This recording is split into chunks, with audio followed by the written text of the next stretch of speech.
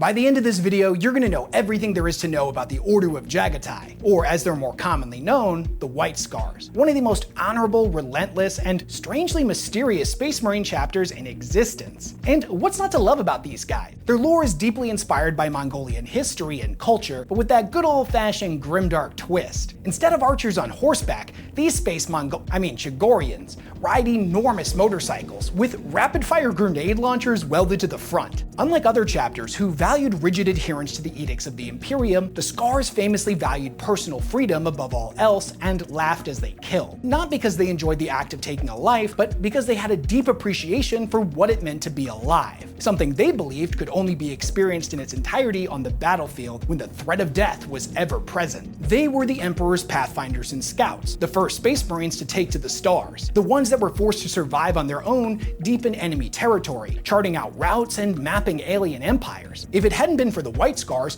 then the Great Crusade could have never happened, and the Imperium likely would have never existed. And what did they get for their invaluable contributions and great sacrifices? Were they loved and celebrated by the other legions? Of course not. This is the grimdark future after all. They were hated and feared by the others, seen as a bunch of unpredictable savages that could not be trusted. It's actually kind of wild to me that despite them having some of the most interesting lore of any chapter, and probably the most dedicated fan base of any faction, outside of say the Space Sharks, the majority of the 40K community seems to know next to nothing about these guys, which ironically mirrors their lore in a pretty big way, as people in-universe also don't know anything about them. So in this video, we're gonna fix that. We're gonna clear up all of the mystery surrounding the Sons of Chogoris and get to the bottom of why this often slept-on chapter is so beloved by its loyal fans. We're gonna talk about their chapter traditions, cultures, and of course, methods of waging war. We're gonna explore their early history, including their days as the pioneer companies of the 5th Legion during the Great Crusade, their role during the Horus Heresy, and what they've been up to in the modern setting. We're also gonna talk about their absolute unit of a Primarch, Jaghatai Khan, including his full story from birth all the way up to his mysterious disappearance and potential imminent return. We're gonna be talking about all that and a whole lot more, because if you couldn't tell by this video's length, there's a lot to talk about with the White Scars, and their story is by far one of the most interesting of all of the chapters. Before we get into it though, a few of you have been asking where I've been the last few months, and I probably should explain what I've been up to. In that time, I managed to break 200K on Megabonk, and me and my wife got through the first 500 episodes of One Piece, so you know,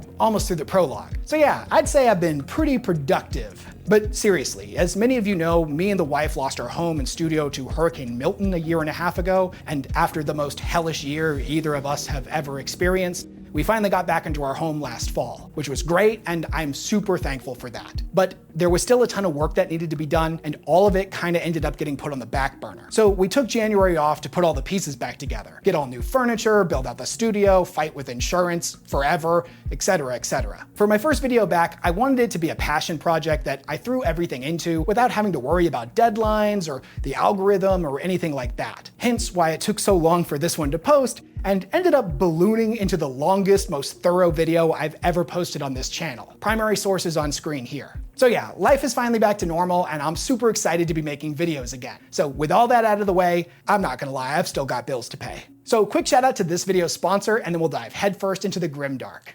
If you're a big fan of the grimdark future and you haven't played Warhammer 40,000 Tacticus yet, what are you waiting for? It's the definitive tactical Warhammer gaming experience on mobile, with fast-paced, crunchy combat, 21 playable factions, and over 115 iconic champions to collect and battle with. The big news this month is that the kin of the leagues of Votann are finally getting added to the game as a brand new playable faction, starting with Amok Kenai, the Memnir strategist, who makes their debut on March 22nd. Amok is but one of the Thurian League's greatest tactical minds, their insight seemingly bordering on prophecy. In-game, they serve as a buffer summoner hybrid class, with an active ability that summons in an Ironkin Steeljack and a passive that causes all enemy units to take increased damage. Starting on March 22nd, players will be able to join a time-limited event where they tackle a series of battles to unlock Amok and promote them faster, so don't miss out. What I love most about Tacticus, other than the fact that it's filled with characters and factions that I grew up loving, is just how simple it is to pick up and play, but how difficult it is to master. Positioning and timing are critically important, and every champion brings unique passives and actives that reward smart planning and clever combos. If you haven't tried it yet, now is the absolute perfect time to do so. Click on my link down in the description below to download Warhammer 40,000 Tacticus for free today. And when you do, use my code WesHammer for a ton of free rewards. Big thanks to Tacticus for sponsoring this video. In the grim darkness of the 41st millennium, the Adeptus Astartes are seen as martial nobility in its purest form. Across the Imperium, they have been immortalized in sculpture and fresco alike, embodying mankind's ideal of greatness, chiseled features, resplendent armor, and a peerless martial skill. To some cultures, they are seen as warrior kings, while others venerate them as nothing less than divine beings. They are both the ideal to which humanity aspires and a reminder of what it can never become. For unlike mere mortals, their greatness was forged by the will of the God Emperor. Such veneration, however, is not awarded to all Space Marine chapters equally. Whether deserved or not, there are some Astartes who are instead viewed with suspicion and mistrust. The ones that are rarely seen, that prowl the outer edge of the galaxy. The outsiders from a strange land, with strange ways and even stranger beliefs. The White Scars are perhaps the most famous example of such a chapter. To the ignorant masses, and even many within the upper echelons of the imperial hierarchy, the sons of Jaghatai Khan appear not as perfection made manifest, but as wild savages, uncultured barbarians that forsook the ways of the Imperium to instead cling to their primitive culture. They are warriors out of time, scarred of face and bedecked in furs and ritual trophies, with a penchant for collecting the severed heads of their enemies. This rough first impression is only exacerbated further through attempts at communication with them. For the Scars speak in harsh accents, their imperial Gothic clipped and hesitant. All of this, however, is a calculated illusion, one that is immediately dispelled when they take to the field of war. For beneath the trappings of nomad warbands lies a chapter of consummate tacticians, exemplars of mobile warfare, and some of the most skilled warriors to ever stand in defense of the Imperium. The White Scars have never fit neatly into the mold of a typical Space Marine chapter, standing apart from many of their brothers in both temperament and philosophy. For many chapters, their warrior culture is shaped by both zealous adherence to duty and a rigid devotion to enforcing the will of the Imperium. The White Scars embrace a far more fluid and adaptable approach to both philosophy and the art of war. Some chapters famously pride themselves for their raw fury or crushing strength, while the Scars value restraint and precision. Some draw strength from their hatred and the bitter contempt they feel towards their enemies. But the Scars are always laughing, always smiling, taking a ferocious joy in battle, for they believe nowhere else but the crucible of war does a man experience what it truly means to be alive. Born of the windswept plains of Chogoris, the Scars are molded by the nomadic culture of their homeworld. Much like their ancient ancestors, the White Scars are counted among the Imperium's greatest hunters. They are fierce, proud warriors who neither forgive nor forget the wrongs done to them and the people under their protection. When the Sons of Chogoris mark a foe, they will pursue them for decades if need be. They are tireless, relentless, and utterly merciless. Instead of blindly rushing headlong into battle like the Space Marines from other chapters, the Scars are known to be patient killers. They stalk and observe their prey, all the while calculating a million paths to victory and systematically eliminating the foe's assets and potential escape routes. Like a bowstring drawn tight beneath unbearable tension, every muscle fiber in each warrior's body remains tightly coiled at all times, ready to erupt into explosive violence at the speed of thought the moment the perfect opportunity presents itself. When the order is given and the trap sprung, the Scars advance like a spear hurled by a legendary hunter with deadly intent. Bikes, land speeders, and armored transports strike like lightning, punching through to the heart of the enemy before resistance can even be conceived. Their enemies seldom see them coming until the storm is already upon them. By the time the thunder of engines reaches their ears, defenses have already been measured, weakness calculated, and fate sealed. Every battle brother believes that fate turns upon the edge of a blade, and so that blade must be wielded with instinct, expertise, and absolute certainty. Like the shifting tides, every movement they make is deliberate yet fluid. A feint becomes a killing blow, a retreat an encirclement. Engines roar like thunder across the steppe, blades flash in blinding arcs, stormseers call down the elements themselves, and entire battle lines collapse beneath the weight of perfectly lethal precision. Once these apex hunters are unleashed, there can be no victory nor escape for the enemies of mankind, for the battle was decided long before the first blow was struck. It ends almost as soon as it began, triumph calculated and executed in the span of heartbeats. This is warfare reduced to its purest, most calculated, and decisive form. The scars depart the battlefield as swiftly as they arrived, leaving behind only the silence of slain prey and the faint sound of their engines fading into the horizon. So it has been throughout their 11 millennia of service. They have hunted humanity's foes from one end of the galaxy to the other, meeting every threat with blades in their hands and battle cries on their lips, defeating rebellions and invasions unnumbered in the name of the Emperor and the Great Khan. They are the sires of Chogoris, the hunters of stars, and the Ordu of Jaghatai. They are the vengeance of heaven and the judgment of the free upon the corrupt. So long as a single one of them lives to hold a blade, the enemies of mankind will know no peace.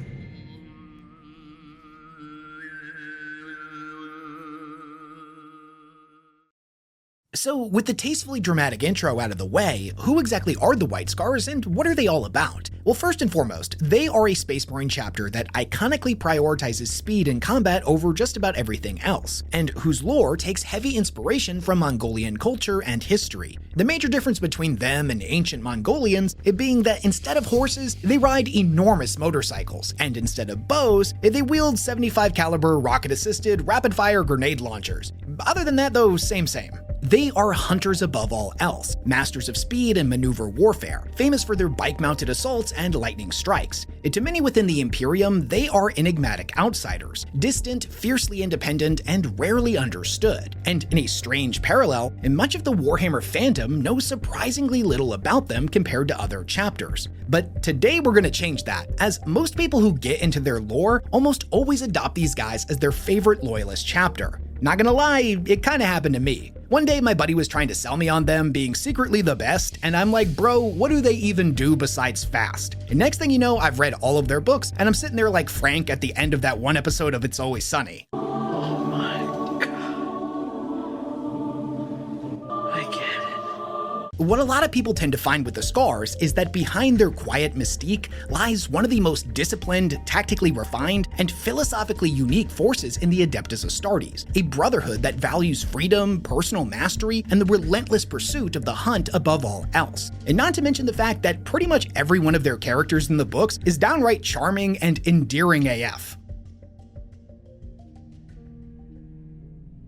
Now, in the lore of Warhammer 40K, the homeworlds of each Space Marine chapter serve roles of varying degrees of importance to them. For some, it is the cornerstone their lore is built upon, while for others, it may just be a throwaway piece of fluff, its culture and traditions having little bearing on their son's identity. Now, the Sons of Jaghatai Khan most certainly fall into the former category, so in order to understand the White Scars, we need to begin our journey into their lore on the windswept hills of the Imperial-designated world of Mundus Planus, otherwise known as Chogoris. This is a world that stands in stark contrast to the industrial hellscapes common throughout the Imperium. Many who have traveled here have described Chogoris as breathtaking, rolling green plains, towering mountain ranges, and deep blue seas stretching off into the horizon. For all its beauty, Chogoris is a merciless world. Its freezing winter winds flay the land of life, while the summer heat scorches the steppes beneath a relentless sun. The people here live in constant danger, from savage storms that sweep the plains, from predatory flying beasts, and from sudden floods that turn calm rivers into roaring killers.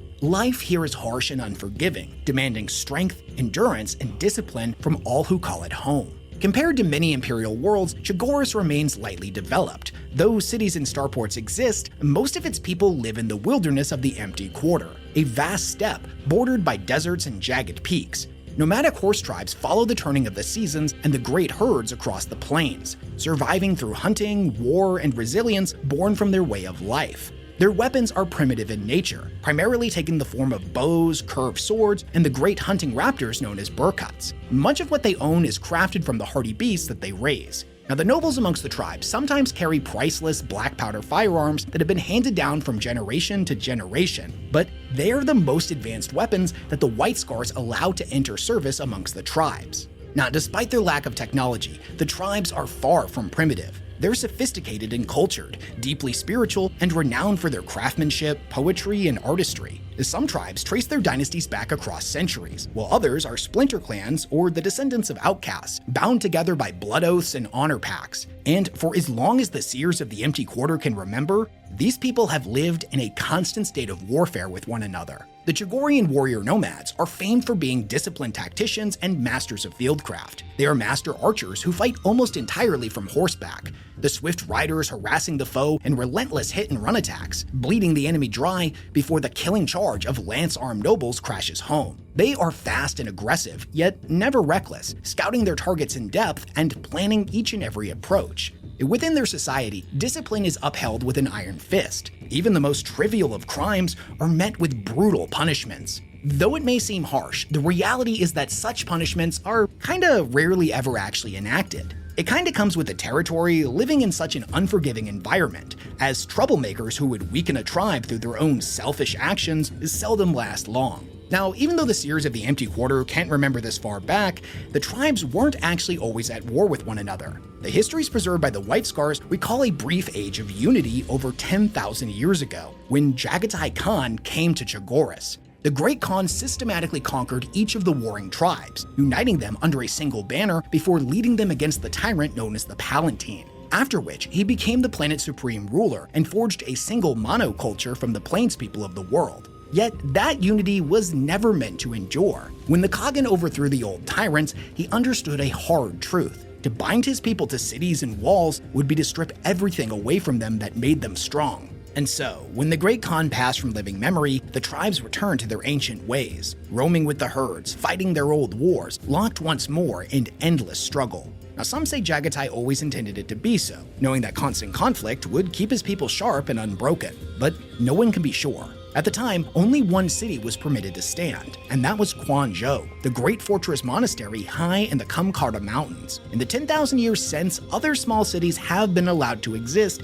out of imperial necessity, yet none are as mighty nor grand. It is a city-sized palace of marble and copper. It is both a palace of beauty and of war. Its halls said to contain hunting forests, flowing streams, and trophies taken from countless battlefields, while the path that leads to its gates are lined with the severed heads of countless foes. Beneath its finery, Quanzhou is a fortress equal to any in the Imperium, shielded by a layered void shield system and defended by vast gun batteries. At its highest pinnacle stands the Khan's Fury, a colossal macro laser forever aimed at the skies, ready to annihilate any vessel that threatens Chogoris. The surrounding slopes are said to be sacred ground. On Mount Cardin, for example, rise the pyre shrines where fallen White Scars are burned in the rites of Kal Damar, their souls sent onward to the eternal heaven as their bodies return to ash. It is here, high in their fortress monastery, that the White Scars dwell apart from their people, descending only once each decade to watch the tribal wars below. From these great battles, the White Scars choose their future sons. Some candidates prove themselves in war, while others go through a perilous pilgrimage into the mountains, seeking the tombs of fallen White Scars to offer tribute. Simply surviving such a journey is considered a feat in and of itself, and for a rare few, it marks the first step towards ascension into the chapter. Now, when we talk about what makes a Space Marine chapter unique, we normally start by talking about their gene seed, as it's literally and figuratively what makes a Space Marine a Space Marine. The White Scars, for their part, are said to have some of the most stable gene seed of any founding chapter, and even their successor chapters, like the Rampagers, Marauders, Destroyers, and Stormlords, bear the same fierce spirit of Chogoris and show little in the way of genetic abnormalities. Though the Mechanicus isn't entirely convinced when it comes to the Destroyers, they seem a little too eager to kill the enemies of the Emperor and get on to the next mission. Anyways, the White Scars proper do not have anything that we would call a gene defect in the traditional sense, at least not in the same way as something like the Wolfen Curse of the Space Wolves, the Red Thirst of the Blood Angels, or the Flesh Change of the Thousand Suns. However, some Imperial scholars believe they do have what could be considered a precursor to one, a wild, untamed ferocity that borders on bloodlust. This insidious savagery that flows through their veins is a double-edged sword, for not only can it grant them a boon of strength in battle, it also threatens to consume all that they are. To the Sons of Jaghatai, the existence of this inner fury is no weakness, it is a test. Tempering this compulsion for violence is a vital step on the path of self-mastery. They draw on their savagery not as a mindless berserker, but as a finely balanced weapon, delivered with focused precision. Only by confronting that inner fury can a White Scar truly know himself, and by knowing himself, can he fulfill his duty to his brothers and the Imperium. Each time a White Scar unleashes his inner ferocity in battle, he risks crossing an unseen line into bloodlust and killing for its own sake. Recognizing that boundary when it appears demands immense discipline, and most warriors master it in time. Those who do not, however, are never spoken of again, their names erased from the chapter's memory. Guiding their brothers along this perilous path is the duty of the Stormseers, who watch over each warrior as they progress through their careers. You might be as surprised as I was to initially learn this, but the White Scars don't view the Stormseers with fear and mistrust like how most other chapters view their librarians. Quite the opposite, in fact. Whereas librarians are sadly often viewed as a necessary evil, a time bomb, a shackled witch that will one day blow up and become corrupted, the Stormseers are viewed with great reverence and allotted an enormous amount of respect from their brothers.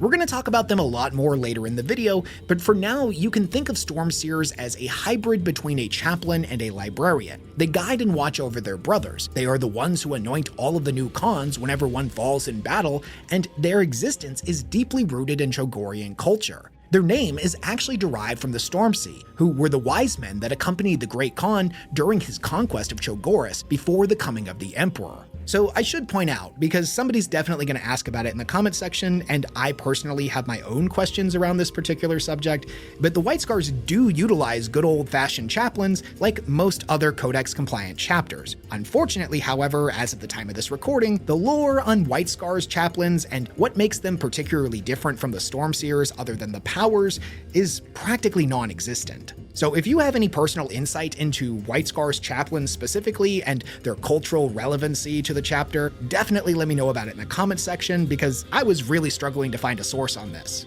Anyways, back on topic. Now, whether the White Scar's inner fury is an honest-to-God genetic defect or something else entirely remains a matter of myth and speculation. Ancient records suggest that this savagery was absent in the earliest White Scar recruits that were taken from Tera during unification and the early stages of the Great Crusade. It only appears in documented form after Jaghatai Khan was discovered, when recruitment shifted almost exclusively to Chogoris. This has led many scholars to argue that the White Scar's ferocity is not a flaw of their gene seed at all, but a cultural trait inherited from the people of Chogoris themselves. And speaking of that ferocity, many of the tribes that the White Scars recruit from are bound by blood feuds that stretch back countless generations. This inevitably creates complications when warriors drawn from rival clans are expected to serve side by side. While such animosities could technically be erased through psycho-conditioning during gene seed implementation, doing so would strip away the very instincts, passions, and edge that makes these warriors worthy of becoming White Scars in the first place. Instead, the White Scars confront division head-on. Recruits from the same tribe are deliberately separated, scattered across different squads and brotherhoods, and forced to fight alongside those they might have once considered their enemies.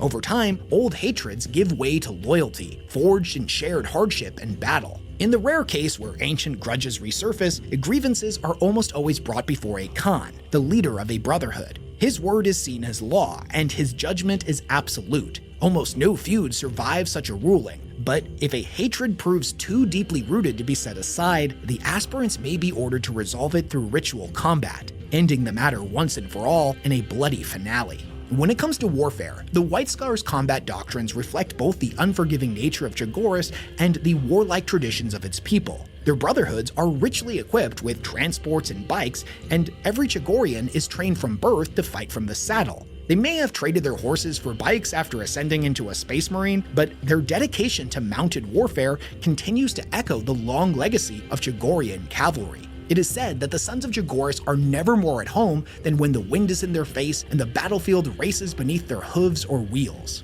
Many of them are even noted to be deeply uncomfortable in the void or amid the suffocating industrial sprawl of other imperial worlds, always yearning to feel solid earth beneath their boots once more. This is because warriors born of Chogoris are deeply attuned to the land and sea and have a deep empathetic connection to nature. Wherever they fight, they can read the ground, the air, and the terrain with uncanny precision, instantly grasping how best to wage war in any natural location. Enhanced by Astartes' physiology, this understanding becomes almost supernatural, allowing them to turn deserts, forests, mountains, and even the wind into an ally as they hunt their foes. If you know anything about the Scars, then you know that they're hailed as the fastest Space Marine chapter. Speed is an essential component to their war doctrines, thus they utilize more bikes and fast-moving vehicles than any other chapter. Bikes in particular are an iconic and essential aspect of how they fight. Much like the ancient Chogorian horsemen, a White Scar's metal steed is not simply a mount,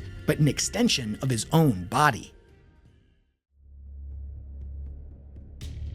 Now, there are four main variants of bikes commonly utilized by the White Scars in the modern setting. The classic Space Marine bike, also sometimes called the Assault bike, the Attack bike, the Scout bike, and the Raider pattern bike, that the community mostly just refers to as the Primaris bike. The Space Marine bike is an extremely robust and powerful vehicle, capable of propelling a fully armored Space Marine, which can weigh upwards of around 800 pounds at lightning-quick speeds. In addition, they're responsive enough to perform a full range of death-defying combat maneuvers. Even at relatively low speeds, the combined momentum of mount and rider is said to be sufficient enough to plow through most obstacles. An experienced rider can brace himself in such a manner that they can ride straight through a rockcrete wall at full throttle without harm or impediment. The effect such a devastating charge would have against ranks of common combatants is probably best left to the imagination. Also, if that wasn't all good enough, these bikes traditionally come equipped with twin bolters mounted on the front. Only a Space Marine has the physical strength required to control one of these vehicles while also having the strength of will to dominate their especially bellicose machine spirits. It's not uncommon for Space Marines from all chapters to form a close bond with their bike, and that goes double for the White Scars, Battle Brother and Machine Spirit working together to achieve victory. Now, the Attack bike, on the other hand, is built on the same chassis as a Space Marine bike, but has a sidecar attached that acts as a formidable mobile fire base, and normally coming equipped with a much larger gun,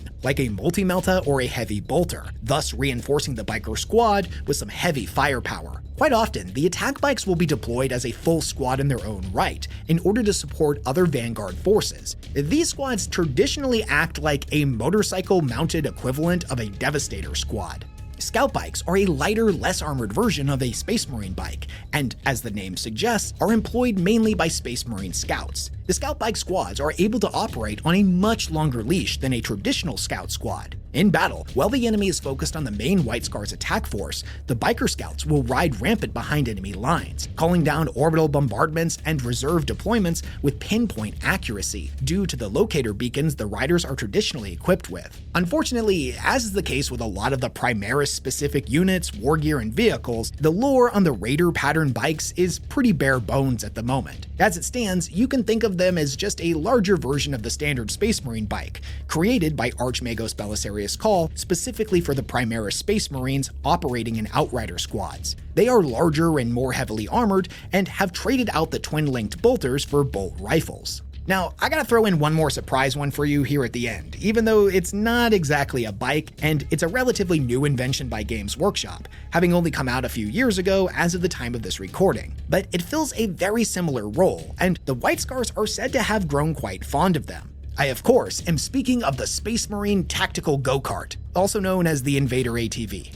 Each of the Invader ATV's 4 wheels is independently adaptable thanks to the vehicle's highly articulated suspension, which is operated by a machine spirit. These enable the Invader to cross broken battlefield terrain with impunity. Between its robust Vox aerial and ground-mapping advanced auspex, the Invader accumulates vast quantities of valuable topographical information with which the Khans formulate their highly complex battle plans. Before its spirit is roused, the Invader is folded into a more compact form and transported into battle zones hanging from the deployment racks of a gunship. Dropped into battle, the crew engage Sagittarius-class hunting protocols, awaken the machine spirit, and race into battle. Now, if you're familiar with the Horus Heresy era, you might think we're missing something here. You might be wondering why jet bikes are so prominent there, yet almost entirely absent in the 41st millennium. Well, unfortunately, the knowledge needed to produce jet bikes and other such anti-gravitic drives has been lost in the 11,000 years since the Great Crusade. For like the last 20 years in real life, jet bikes were always a heresy thing and regular bikes were for 40K. This is a setting of perpetual decline after all, where all the stuff from the past is traditionally much more futuristic. However,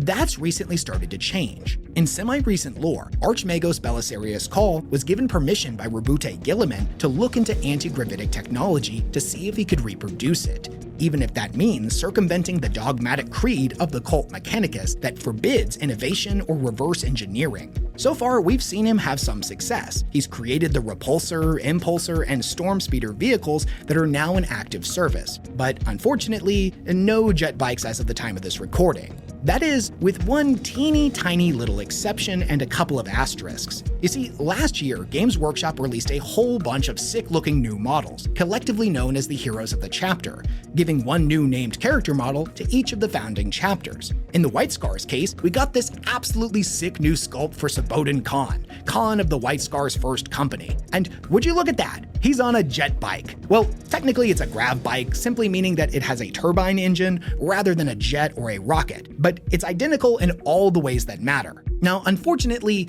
there's practically no information about his bike that I was able to find in researching this video. We don't know where he got it, how old it is, whether it's an invention of Belisarius Cawl, or just a relic that's been in the chapter's armory for 10,000 years, and conveniently, nobody ever said anything about it until just now. Seeing as he's crossed the Rubicon and become a Primaris Marine though, to me, it stands to reason that this is the first in an upcoming line of Primaris grav bikes, as if it was a bike from the Heresy designed for a firstborn Astartes, this dude wouldn't be able to fit on it. Hey, Future West doing a quick little edit here. I was super bothered by the fact that there wasn't an answer about Saboden Khan's bike, so I did a lot more digging after I wrote this part of the script and stumbled across this article on the Warhammer community site that seems like it's just there to give some insight for newcomers into who Saboden Khan actually is. But near the bottom it says this: as befits the first captain of a chapter, Saboden Khan possesses a number of the White Scar's most potent relics. His bike, Thunder, was gifted to him by Belisarius Cawl during the Ultima founding. It incorporates similar technology utilized in the far larger Repulsor and Impulsor vehicles, fusing anti-grav plates with turbine engines and enabling the Khan to traverse terrain impassable to even the most skilled of outriders. So there you have it. It was made by Cawl using the same tech as all of the other new Space Marine vehicles, meaning there's absolutely more of these things on the way. Anyways, back to the video. The White Scar's battle tactics are said to be highly fluid, often repeatedly utilizing things like feints, staged retreats, and flanking attacks in order to keep their foes off guard. But if we're going to generalize a bit, a traditional White Scars assault will see bike squadrons forming the vanguard, harassing and outmaneuvering the enemy before wheeling away to attack from a new direction as ground attack aircrafts go screaming overhead. At their forefront are the Khans, wielding crackling power lances tipped with disruptor-edged blades that tear through enemy armor as if it was made of paper. Behind them come the infantry, aboard armored transports eager to join the assault. Though the Lightning Assault's initial strike will leave most foes broken beyond repair, the Sons of Chogoris know that a broken foe is not a defeated one. Just like a great beast caught in a hunter's snare, prey is often its most unpredictable and dangerous when it is desperate. To ensure the destruction of mankind's enemies, reserve forces lie in wait, ready to run down any that would seek to escape the storm. Now, for some reason, there's a lot of Space Marine chapters out there that refuse to ever retreat in battle, as they see such an act as dishonorable. But the White Scars think they're fools. From their perspective, 10,000 victories have started with a retreat. The only real dishonor is in not coming back.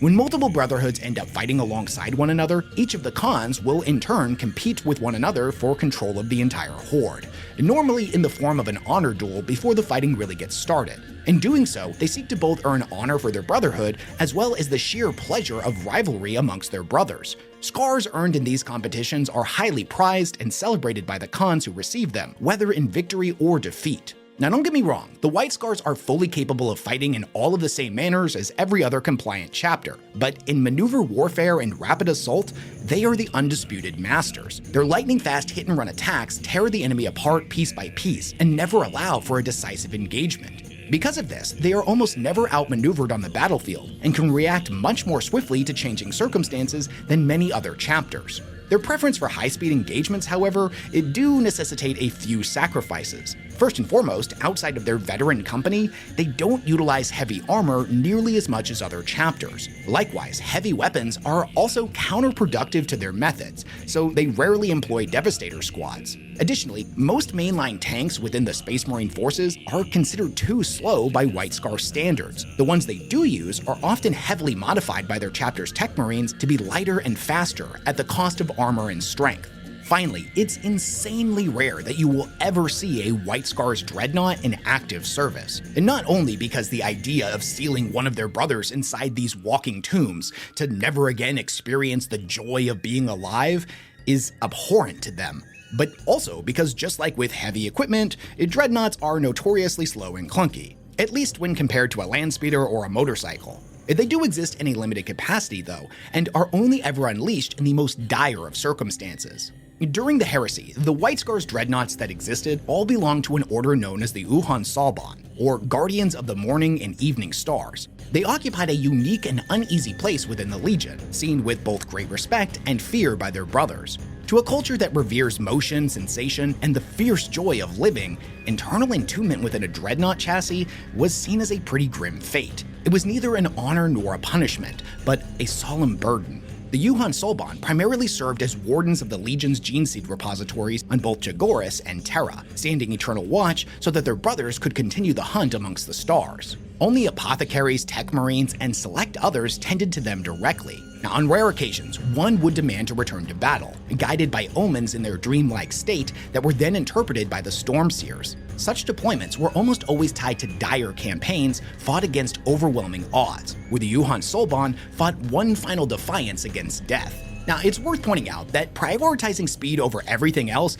is certainly the White Scar's preferred method, but there are certainly plenty of examples in the books where we see them break from this tradition and utilize the full breadth of equipment and vehicles we'd come to expect from a modern 40k chapter. Also, if you're looking to start playing them in the tabletop game, they haven't had any major restrictions put on their units that they can bring since like 3rd or 4th edition. So you can run a White Scar's army with a bunch of tanks, Devastators, and Dreadnoughts if you want, even if the lore contradicts that a bit. Which, side note, is also probably why we see them break from tradition every now and then. GW's gotta be able to sell all the Space Marine models to every Space Marine player.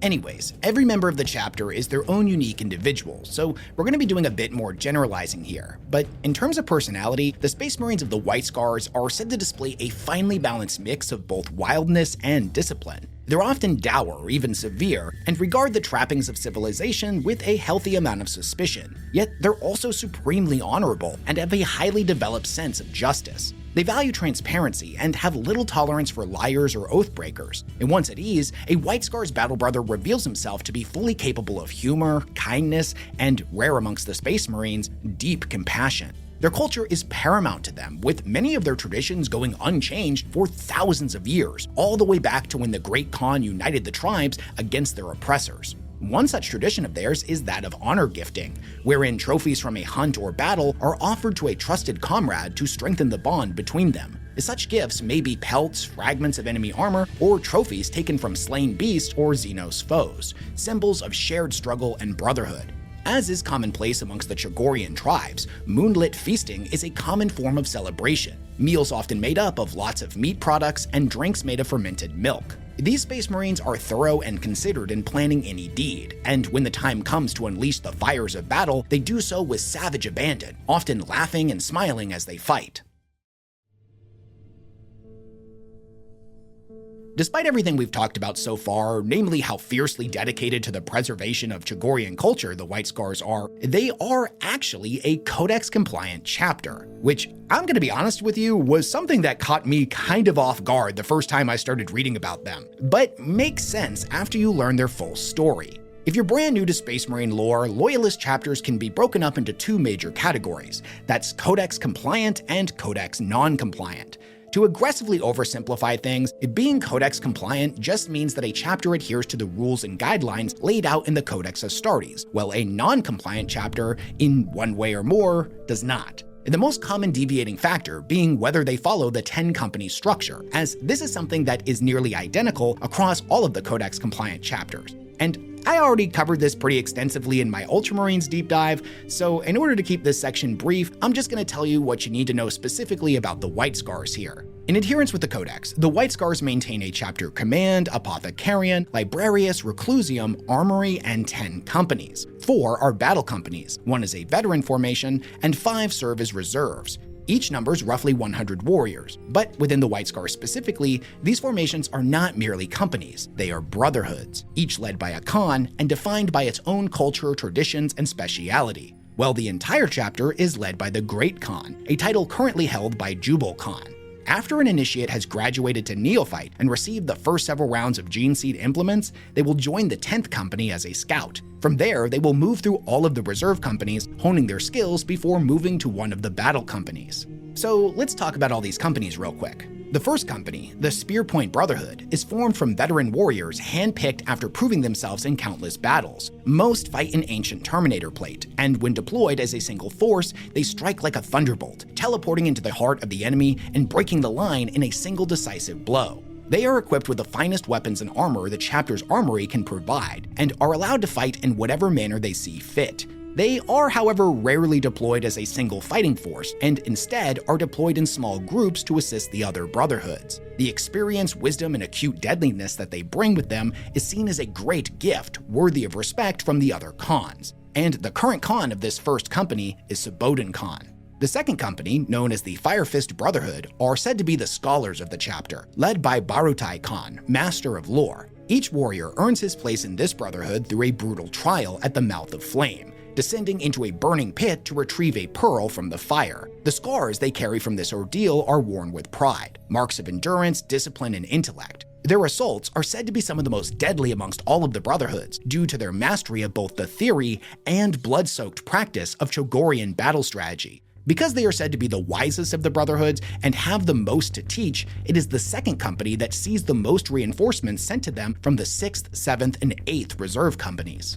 The third company, the Eagle Brotherhood, is commanded by Corsaro Khan, Master of the Hunt. These warriors refine the art of the huntsman, focusing in on tactics related to both pursuit and the surgical kill. They normally operate as small strike teams deep behind enemy lines to eliminate commanders, champions, and war leaders. Countless foes have seen their campaigns collapse when the Eagle Brotherhood appears, and when a great hunt is called. Corsaro Khan will then select warriors from across the chapter to bring down a chosen nemesis. They believe there is no greater sensation than the chase, to bring one's prey to bear and best it in final battle.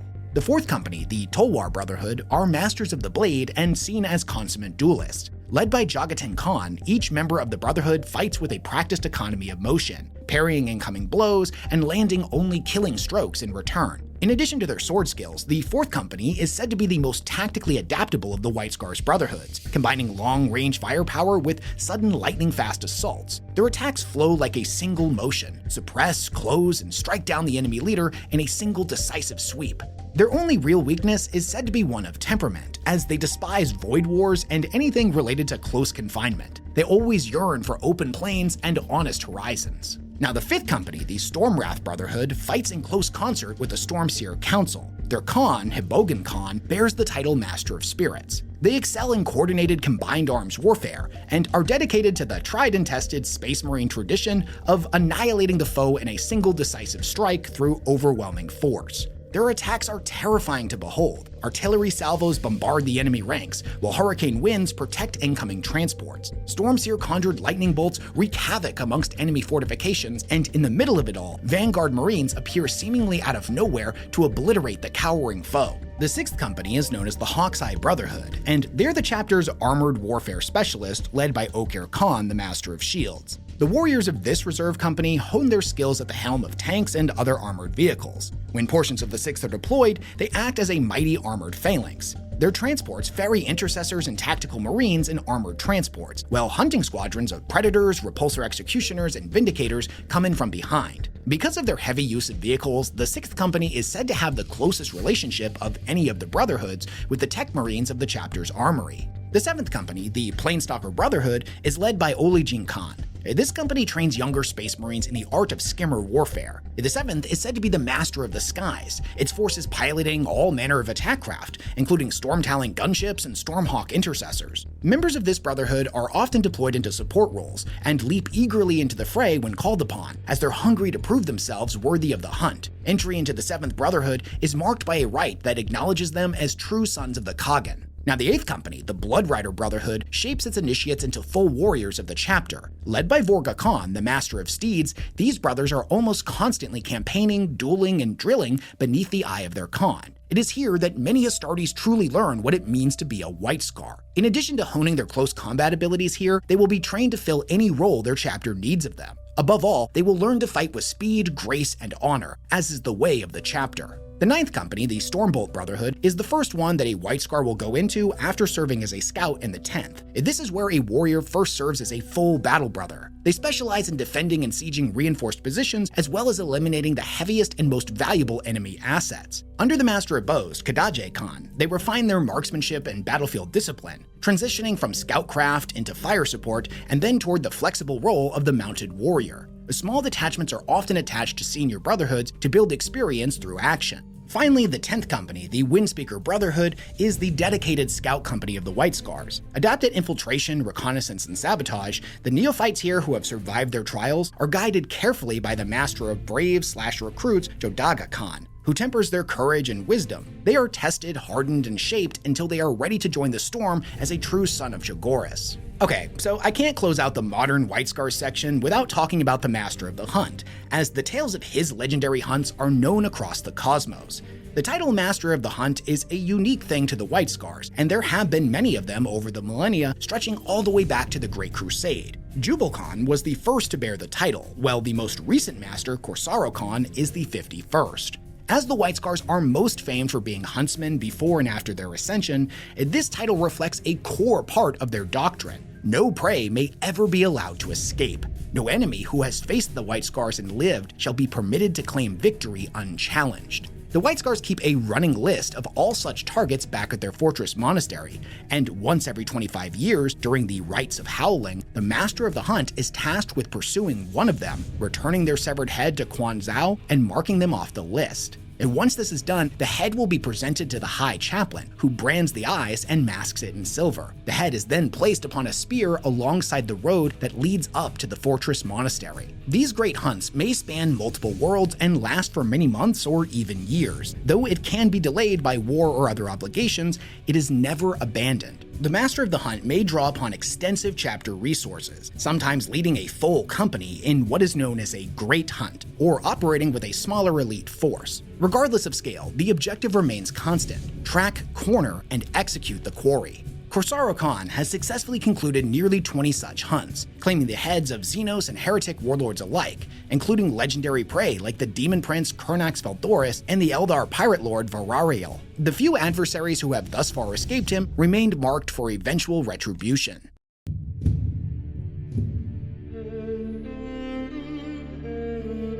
To truly understand the White Scars, we need to know their entire story, and to do that, we have to go all the way back to their earliest history. As a founding chapter, the White Scars are one of the oldest in existence and can trace their origins back to the unification wars of Old Earth 11 to 12,000 years ago. At this point in the timeline, the Age of Strife has just ended. Warp travel is once again possible. This is the time when the Emperor sought to unite all of the lost human worlds under his banners, in an event known as the Great Crusade. Before that could happen though, he had to reunite all of Old Earth first, and to do that, he would need armies, a fighting force unlike anything the galaxy had ever seen, the Space Marine Legions. Before they were a chapter, the White Scars were the 5th Legion created by the Emperor. They were deployed shortly after their creation event, though they only had a few hundred Astartes within their ranks. Despite their small numbers, they were considered a legion like no other on account of their unique system of organization, wherein they would be deployed in small cadres of no more than a dozen men. These cadres roved ahead of the unification forces, acting as pathfinders, scouts, and skirmishers who would analyze and weaken the foe ahead of the larger fighting forces, which were normally comprised of both Astartes from other legions, the Thunder Warriors, and the Emperor's mortal forces. In this way, they were less a sledgehammer when compared to other legions and were more of a scalpel, a swift blade that probed for weakness before launching a debilitating strike. To that end, the 5th roamed far of the Emperor's domain, acting as his eyes and ears. They endured some of the harshest environments Terra had to offer, from irradiated nightmare fields, sub-zero tundras, and rad plagues that could unravel men like thread. The warriors of the 5th had to not only navigate this harsh terrain by themselves, but contend with the forces of warlords who had endured the terror of Old Night and grown swollen with power, and many employing forces that pound for pound were more than a match for the Space Marines. So imagine it like this. It's you and maybe 6 or 7 of your boys deep in enemy terrain, surrounded by thousands, if not tens of thousands of enemies. And that's just a Tuesday for y'all. That's what the cadres were dealing with on the daily. Now, as the Unification Wars progressed and the 5th Legion's ranks swelled, the practice of breaking their numbers up into small cadres would evolve into a system of companies, the first of which being the Star Hunters that famously conducted a raid on the Albion fortress of Dubris. These companies would go on to be the true foundation of the 5th Legion in many aspects. Now, you can think of each of these companies as a micro-legion unto itself, complete with its own culture and traditions. That isn't to say they didn't all share anything in common though, as in truth, the early companies were all bound by a shared heritage, as all of their early recruits were drawn from the same people and the same region, the technomads of the Thulian Basin. These people were expert survivalists who had endured through Old Night alone by manning great mechanical walkers to traverse both the treacherous irradiated terrain and frigid temperatures of the far north. Further, these tribes would become fully self-reliant over time, isolationists that cut themselves off from the rest of Terra, interacting with other cultures only when necessary and often only to defend their territory. Having spent thousands of years out in Terra's boonies, surviving in the harshest climates imaginable, gave these guys the skills they needed to make for the perfect candidates to fill out the ranks of the 5th Legion, who, again, are being expected to trail ahead and survive on their own deep in enemy territory with no resupplies or reinforcements. Okay, so if you'll indulge me on a quick side tangent here, something really interesting is starting to happen with the 5th Legion's personality and identity, and I promise you this is super important. You gotta remember, as a legion of Pathfinders, they're never seen on the front lines, and thus never participating in the big battles. They're simply ensuring that they happen and that the Emperor's forces are going to win. By the time the battle itself gets underway, they're already riding off towards their next target to rinse and repeat the process ad nauseum. What that means is they're not getting any of the glory that all of the other legions are. This is the beginning of the Imperium's history, the moment in time that will serve as the subject matter of ballads, sagas, and legends big and small for millennia to come, and not to mention countless factual historical documents. And because of the role they are playing in said history, they aren't present for its most defining moments. It's kind of a meme within the Warhammer community that everybody forgets about the White Scars, and mostly due to the fact that they don't get a ton of support from Games Workshop in terms of novels or the tabletop game. But here's the brilliance of it, that meta-reality actually mirrors their lore perfectly. Because the White Scars are absent from the great battles, they're seldom written about, and as a result, people in-universe also tend to forget that they exist. According to the Horus Heresy Black Books, the early members of the 5th Legion weren't bothered by this in the slightest. If any of them felt any kind of resentment, they buried it beneath a quiet, humble pride in the unseen but essential role that they played. Unfortunately, that same attitude came with consequences. It isolated them from the other legions. By circumstance and by choice, the White Scars became outsiders among the Emperor's elite, far more at home in the wilds, answering to no will but their own,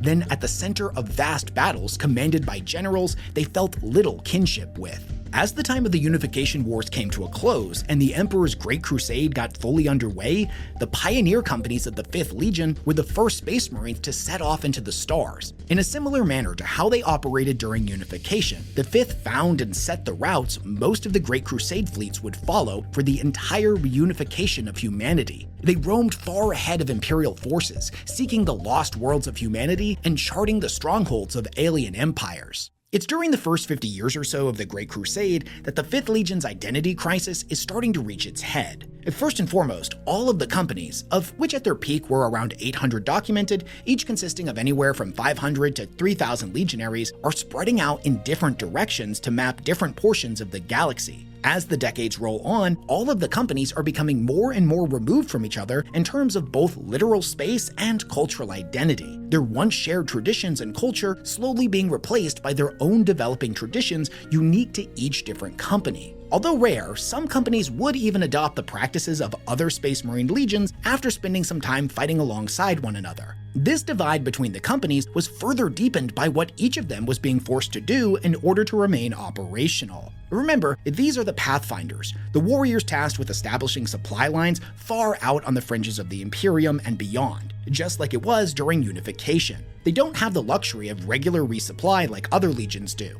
as those resupply ships can't keep up with them. In order to stay at fighting strength, the 5th Legion companies were forced to recruit whenever and however they could, from whatever worlds they happened to encounter. In addition to all that, because most of these forces are operating out in the frontier, largely fending for themselves, they're rarely subject to the laws of the Imperium or its rigid hierarchies. As a result, the further each company drifted from their own legion, the further it drifted from the other legions and the Imperium itself. And in the rare moments when they do rejoin Imperial forces, many generals found them unbelievably frustrating, nearly impossible to bring to heel or force back into the rigid command structures that they haven't engaged with for decades. So not only were the companies already different enough from one another, but that divergence kept accelerating to the point where there was almost nothing left binding them all together. This is probably as good a time as any to point out that when we look into the history of the Space Marine Legion, there's almost always an earlier name involved. Most legions operated under one designation in their formative years before eventually adopting a new one, usually at the behest of their Primarch after being reunited with their sons. The World Eaters were once the Warhounds, the Death Guard were the Dusk Raiders, etc., etc. Many within the Warhammer community believe that the 5th Legion was originally known as the Star Hunters. It's something I myself believed for 2 decades, but in researching this video, I was actually surprised to see that wasn't necessarily the case. The Horus Heresy Book 8 Malevolence states that the name Star Hunters was only the name of the first pioneer company, one of again roughly 800 at their peak, with little to no connective tissue linking it to companies like the 666th Void Devils or the 99th Enders, to name just a few. So while it is technically accurate to say the 5th Legion was once called the Star Hunters, it's also a bit misleading. In reality, the Star Hunters were only a tiny portion of the 5th and one of hundreds of names attributed to the Legion during its fragmented early history. Hey, Future Wes again, doing a quick little edit. Since I wrote this part of the script, I went ahead and read Jaghatai Khan's Primarch novel, and in that book, the term Star Hunters is thrown around willy-nilly on several different occasions and just kind of referred to as the previous name of the entire 5th Legion. So we've got a good old-fashioned lore contradiction on our hands here, and it's up to you which interpretation you prefer. Personally, I like the version where it's just the first company, as the 5th not having a unifying name plays way more into their story's themes of isolation and fractured identity, but that's just my thoughts. Anyways, back to it. Now, the 5th Legion's lack of unique identity is going to start to change around this point, and it's going to begin with Cornelius Dirge, 5th Legion captain of the 3rd Pioneer Company, the Lions of Thapsus. It was this pioneer company that made the single greatest discovery of the Crusade up until this point, the planet of Chthoniya. In his report, Dirge claimed the planet didn't give off the best first impressions. He said it was, quote, a nest of serpents coiling in the dark that would be better off destroyed. If only the Imperium at the time knew how right he was. This wasn't to be though, and on the planet's surface, the true miraculous discovery was made. The first of the scattered Primarchs, the future War Master, Horus Lupercal, was found and subsequently reunited with the Imperium and his legion, the Luna Wolves. Quick side note, because I know somebody's going to bring it up in the comment section, yes, I've read Alfarius' Primarch novel, and yes, I know by the account given in that book, he was technically the first Primarch to be found. But he was kept secret and locked up in the Imperial Palace. So from the Imperium's perspective, from the White Scar's perspective, and everyone in the galaxy save Valdor and Balcador and the Emperor, Horus was first. So to not muddle the story and have to bring this up constantly, we're just going to go with the account of things that says Horus was first. This was a huge achievement for the 5th Legion, and Dirge himself would later go on to become the personal favorite Pathfinder of the recently found Primarch. Horus alone of the great generals of this age made a point to recognize the unique and valuable contributions of the pioneer companies of the 5th. As he was the only one actually acknowledging their hard work and countless sacrifices, the 5th treated Horus with respect granted to few others. He and his sons were the only people they actually enjoyed being around, and as far as we can tell, the feelings were mutual. Both the discovery of Chthoniya and the arrival of Horus changed the 5th Legion. Many pioneer companies became, and I quote, Chthonian obsessed. Inspired by Horus and his son's traditions, they would end up adopting portions of Chthoniya's culture and melding it with their own, from battle strategies to philosophy. One prominent example of this is the 5th's adoption of the warrior lodges, which started popping up throughout most of the companies. The novel Horus Rising teaches us that the lodges were not just a fraternity, but a place to leave rank at the door and allow warriors to speak freely. This was very appealing to the 5th Legion because it was frankly a gamble if they would obey orders given by outsiders on the best of days. Not to mention, the 5th valued personal freedom above everything else. Many believe that it was these lodges, and in a sense Chthoniya and Horus, that were the only real things binding the 5th Legion together at this point. It's worth pointing out here that outside of the Luna Wolves, the 5th didn't really have the best reputation amongst all of the other legions, and on numerous occasions had disciplinary run-ins with other Primarchs, and not only for their disregard of their orders, but also from violating their domains. Remember how I said earlier that the pioneer companies recruited from whatever worlds they could out of necessity? Well, this sometimes meant that they recruited from worlds sworn to those Primarchs and their respective legion. So the other legions already didn't like the 5th, but from their perspective, they were now coming into their house and poaching their guys? To say tensions were reaching a boiling point is a pretty big understatement. It was only Horus's intervention and diplomatic skills on multiple occasions that protected the warriors of the 5th, which might be another reason why so many of them had such a deep adoration for him and his home planet. At this point in time, the 5th Legion saw each new day as a victory, a phrase that became something of a motto for them. Having to face impossible odds every day with no reward or even acknowledgement was a constant burden, one that they always met with a cold pragmatism and a willingness to sacrifice everything in the name of victory. But to them, none of that really mattered, for those victories had come to them on their own terms. Before even their inception as a legion, these men had been forced to survive on their own. Remember, their nomadic tribes had been in isolation for millennia, facing the horrors of old night alone, no matter how bad things got. Culturally, the idea of asking for aid tasted, quote, worse in their mouth than the ashes of their own demise. To live and die in a manner of their own choosing seemed the better choice, even if that meant every day brought with it another brother dead, another war machine damaged beyond repair, and fewer chances to recoup their losses. Slowly but surely, the 5th Legion was being eroded by the pressures of war and their stubborn dedication to prosecuting it in their own way. This would all change 50 years into the Great Crusade, when every pioneer company received an astropathic message to immediately depart for the newly discovered world of Chogoris, for their Primarch had finally been found. Okay, so now I want to shift perspective over to Jaghatai Khan, and we'll touch back in with the 5th Legion in a little bit. The story of the Khan's early life is so well known on Chogoris that it's been swallowed by legend and folktale, made even harder to pin down because the popular versions are layered with embellishment. Thus, the account most worth trusting is the one preserved through Horus Lupercal's own archive record, including his first notes on Chogoris, a world, quote, rich in material and populated by a remarkably stable, warlike strain of humanity, an unexpectedly valuable find on the fringes of the growing Imperium. Unlike many Primarchs who were forced to endure monstrous environments or fallen offshoots of mankind, the world Jaghatai's birthing pod landed on was one that had been untouched by the horrors of old night. As an infant, Jaghatai was discovered on the banks of the Quonon River by a man named Ong Khan, the leader of the Talskars tribe. Sensing a great warrior spirit within the child, Ong Khan declared the boy a gift from the gods and raised him as his adopted son. Living amongst the nomadic tribes meant that Jaghatai's childhood was molded by a culture of relentless hardship, tribal warfare, blood feuds, slave raids, and predatory hunting parties from rival powers to the south. Everything changed for him when a rival tribe, often identified as the Kuriod, launched a murder raid against the Talskars due to a feud that existed between the two clans long before Jaghatai's birth, one that would see his father and his Keshig slaughtered to a man. By Chogorian tradition, such an act demanded retaliation organized and executed by the slain's eldest son, after which the other tribe would then retaliate in turn, thus perpetuating the endless cycle of death and violence ad nauseum.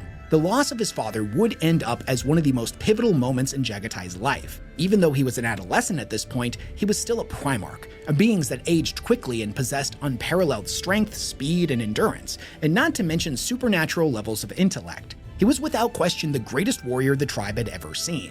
As such, simply continuing the cycle was not enough for him. He gathered together the warriors of the tribe, and together they set out for vengeance. In a single night, the comparatively small warband massacred the entire Kuryad tribe. Men, women, and children, none were spared. After which, the Khan took the severed heads of the tribe's leaders and mounted them on his tent, a warning to all that would challenge him. This sequence of events played a pivotal role in shaping the young Jaghatai into a man of both fierce honor and unwavering ruthlessness. Word of him would soon spread throughout the empty quarter. Jaghatai swore that he would end the cycle that kept all of the tribes separate from one another once and for all. With fear and momentum on his side, he moved to unify them. Over the years, he was at the forefront of hundreds of battles. Each time he and the warriors under his command conquered another tribe, they would offer them a brutal but simple choice: life beneath his rule or death. Those who submitted freely, he treated with honor, raising many of them into his own keshig and binding them through loyalty rather than bloodline. Tribes under his control were consolidated, merged, or split apart deliberately. Engineered unity meant to end feuds that had lasted for centuries. Within a few decades, the plains were unified under a Chogorian monoculture, and Jaghatai was named the Khagan, the Khan of Khans. But Chogoris was not only horse tribes and open steppe. Far to the east lay an empire of tall cities and proud princes, an established nation ruled by the Palatine, whose nobles treated the nomads as little more than sport. They had never moved to colonize the empty quarter itself, as from their perspective, there wasn't anything really out there worth taking. But that didn't mean they left its people alone. They would often treat them as animals to be hunted for sport. The word of Jaghatai's deeds would eventually spread past the city's walls and into the ears of the nobles. Shortly after, a new hunting expedition was launched, targeting the new Khan of Khans as its quarry. As you might expect, the nobles had no idea what they signed up for. It was a massacre. Jaghatai butchered every would-be hunter, including the son of the Palatine himself. Later, he would send the nobles a letter stating that the people of the empty quarter were no longer their playthings. Retaliation would follow. The Palatine marched into the empty quarter with a disciplined army of heavy infantry and armored lancers, intent on exterminating all of the tribesmen. Jaghatai met him with the full muster of the unified tribes and destroyed the invading force, making masterful use of speed and mounted cavalry tactics that would later define the character of the White Scars. From there, Jaghatai's conquest became inevitable. His forces breached the walls of their enemies' cities and prosecuted the same strategy he had used against the tribes, but on a much grander scale, offering every city and nation the same choice: either serve or die. With each victory and submission, his power expanded. It was said of the Khan of Khans that he ruled with cruelty in one hand and generosity in the other, both clearly visible and undeniably effective. He ended Chogoris' constant wars and enforced peace through the threat of utter ruin for those who broke his laws. What Jaghatai might have built in isolation will never be known, because shortly after his ascension to ruler of all of Chogoris, the Emperor arrived, and Jaghatai Khan's destiny would once again change forever. Much like his sons, Jaghatai Khan's relationship with the Imperium was a bit unorthodox. Chogoris was discovered by the expeditionary fleet commanded by Horus and the Emperor, so Jaghatai saw the strongest force the Imperium had land on his world. Stories are pretty mixed here on what happened, but the Khagan's own writings paint a peculiar picture. Jaghatai wasn't swept up in the psychic charisma of his father or his brother. Instead, his decision to join with them was driven by pragmatism. The Emperor was a tyrant and employed rather brutish diplomacy despite the grandeur he cloaked himself in. Even still, some of his methods were quite familiar to the Khagan. Remember, Chogoris' level of technology at this point is black powder level at best, and a whole bunch of spaceships carrying 8-foot-tall dudes in power armor just touched down. It was a superior force come to conquer a weaker one. The Emperor was giving the Khan the same choice he had given so many in the past: join us or be eradicated. Jaghatai was no fool. It was plain to see that resistance against the Imperium was futile, and by agreeing to the Emperor's terms, he could leverage his position to ensure the freedom of his people and the preservation of his world. Though abasement did not come easily to the Khagan, this builder of empires, conqueror of tyrants, and king of kings found himself kneeling before the Emperor, accepting a role of subservience. Now, it wasn't all gloom and doom here. As will become quite common with all things related to the Khan, his feelings were complex, especially when compared to his brother Primarchs. On the flip side of this, the Khan was excited by the new destiny that had been presented to him. In truth, he had grown tired of the bureaucracy associated with being the sole ruler of an entire world. Conquest was in his blood, and he yearned for the old days of victory and expansion. The Great Crusade was a chance to feel that glory once again, a bold new challenge and a grand adventure. However, he did have mixed feelings on the whole imperial truth thing and the role he was expected to play in spreading it to new worlds. If you're unfamiliar with your heresy lore, the imperial truth was the doctrine created by the emperor that replaced religion, superstition, and spirituality with logic, reason, and science. It abolished religion, criminalized acts of devotion, and was enforced on all citizens within the Imperium, regardless of what planet they were on. The Khan understood the logic behind the emperor's decree. As a means of controlling such a large population, it was pretty effective. But importantly, he also knew that it was a lie. The people of Chogoris were deeply spiritual and had a pantheon of gods that they worshipped. Though, side note, this is something that's only ever alluded to, and we're never really allowed to explore it in meaningful detail in the text. From his and the Chogorians' perspective, gods and spirits were very real, and the warp in reality itself was far more complex than the imperial truth made it out to be. Shortly after he was found, he was taken to Tera to meet with his father in Malcador and see firsthand the strength of the Imperium. This is all covered in the early chapters of his Primarch novel, but it's specifically his encounter with Malcador that I want to focus on here, as I think it gives us some much-needed insight into his views. Now, Malcador and the Khan talk about a lot of things, but when the conversation moves to the imperial truth, things start to get interesting. The Khan warned Malcador that the truth, the real truth, would eventually come out, that he wouldn't be able to keep the blindfold in place forever, and when it slipped, the fury of those that he had deceived would be limitless. Interestingly, Malcador doesn't deny any of this. He tells him that the lie was necessary, that humanity must be shielded from certain terrible truths of the universe. The Khan tells him that he's insulted by Malcador's apparent contempt for his own species, but Malcador tells him again that there's no other way. To which the Khan is like, yeah there is, tell them the truth. We will be burning their temples and priests, keeping them ignorant as beasts in exchange for 1,000,000 worlds. Is that what the two of you want? But Malcador snaps back and tells him point blank, look dude, I get why you would feel this way. Honestly, Chogoris was shielded from the worst parts of the Age of Strife. Y'all had a pretty good run, all things considered. But that's not how it was everywhere else. So when we tell you stories of what actually happened, about the utter nightmare hellscape the rest of the galaxy had turned into, you don't believe us. You have not seen what I have seen, what can happen when a man is left alone in the dark. The lie was noble, for humanity was not ready. Like it or not, this was the only path they had, and everything was relying on their success. The Khan asks him, if they lose who they are in the process, then what kind of victory is that? Malcador tells him, the only one possible. The other key takeaway from this comes near the end of this exchange, where Malcador tells the Khan that he isn't going to be receiving any kind of formal Primarch training like his brothers. If they could postpone the Crusade by 100 years to bring him up to speed and make sure he was ready, they absolutely would. But time was something they did not have. They needed to take the galaxy, and they needed to take it fast, within a few decades at most. It doesn't go into why exactly, but he tells him that this is their only chance, and everything was riding on their success. Malcador, the Emperor, and the rest of the Imperium would place their faith in him as a conqueror and trust the Khan to operate as he saw fit. Now, not everyone was on board with this, as sometime after this exchange, the Khan would come under fire from Dorn and Guilliman, who opposed his appointment as Master of the 5th Legion. To briefly summarize their complaints, the Khan was the 15th Primarch to have been discovered. At this point in time, the Great Crusade had really been heating up, and the amount of alien threats they were encountering was reaching its peak. He needed training. He needed to be properly inducted into the ways of the Imperium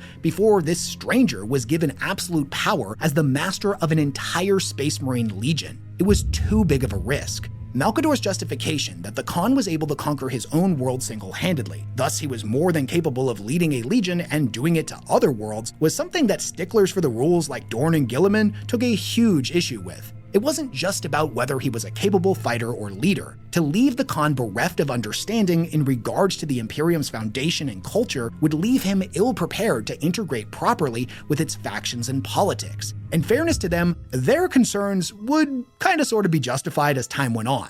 But here in the now, there wasn't any time for any of that nor the resources, so their concerns were acknowledged and then politely dismissed by Malcador. The Khan was given full authority of Legion Master of the Fifth. Now, remember how earlier we talked about how all of the different companies of the 5th Legion were completely removed from each other, and at this point they had very little binding them all together? Well, that was all going to change, as Jaghatai's first real challenge was to unite all of his sons, which conveniently was a task he was perfectly suited for, as he had just united all of the tribes of Chogoris and thus had a lot of experience in bringing disparate groups of people together. It took around 10 years to assemble the full might of the 5th, yet once they were all gathered, the Khan mustered them on the plains of Chogoris. Here, arrayed in front of him was not a unified force, but hundreds of distinct groups that looked upon those that should be their brothers with little more than disdain and suspicion, a gathering of strangers in a strange land. The Khagan decided that he would bind them forever to the culture of his homeworld, letting his people's tradition and culture be the glue that wedded his sons together. The very first step he took in building a unified fifth was to build a fresh core of Chogorian recruits, with the vast majority of future aspirants also hailing from his homeworld. Many of these were veterans from his conquest of Chogoris. This central force provided a cultural core to build the Legion around. This core of veterans would end up becoming his Keshig, his honor guard, and the most trusted warriors under his command.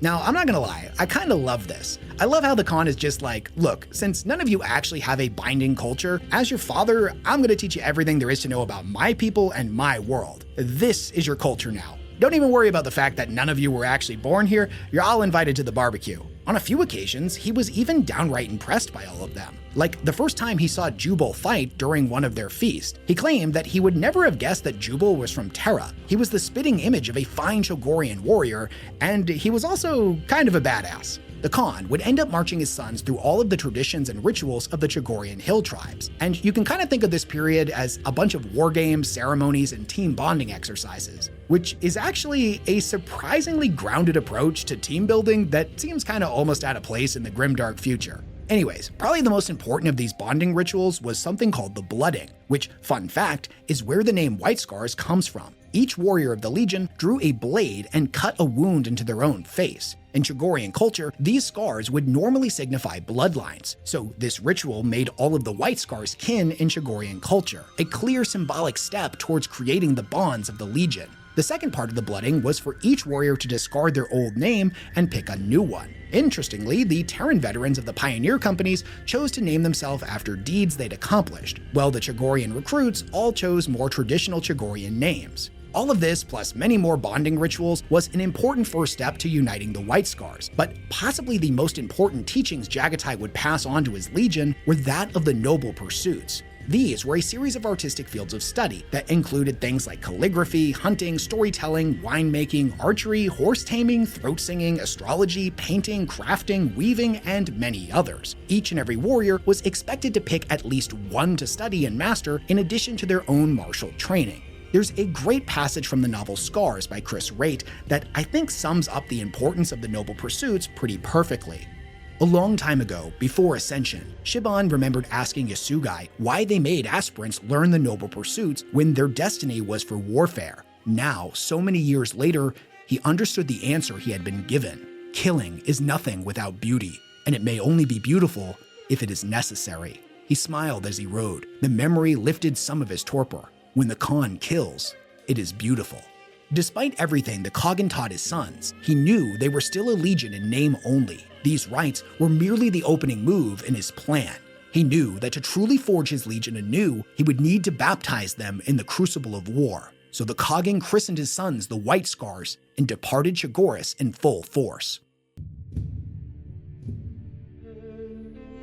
Before we continue with the 5th Legion's history, we need to talk a bit about how the White Scars were structured after they were first reorganized on Chogoris. At this point in time, the 5th numbered roughly 70,000 warriors broken up into the pioneer companies. The Great Khan dissolved the old company system and reformed all of these warriors into brotherhoods, flexible formations roughly equivalent to a standard Legion company, though their size varied dramatically. This was intentional. Jaghatai granted his commanders extraordinary freedom, allowing each brotherhood to grow or shrink according to the will and charisma of its Khan. Some Khans commanded vast formations, while others rode with only a few hundred warriors that they trusted completely. Most brotherhoods operated as highly mobile mechanized outrider forces, heavy in jet bikes, land speeders, and fast armor, perfectly suited to the Legion's preferred method of warfare revolving around speed and maneuverability. However, a few specialized formations focused on siege or assault operations. Alongside their regular troops, each brotherhood also maintained its own keshig,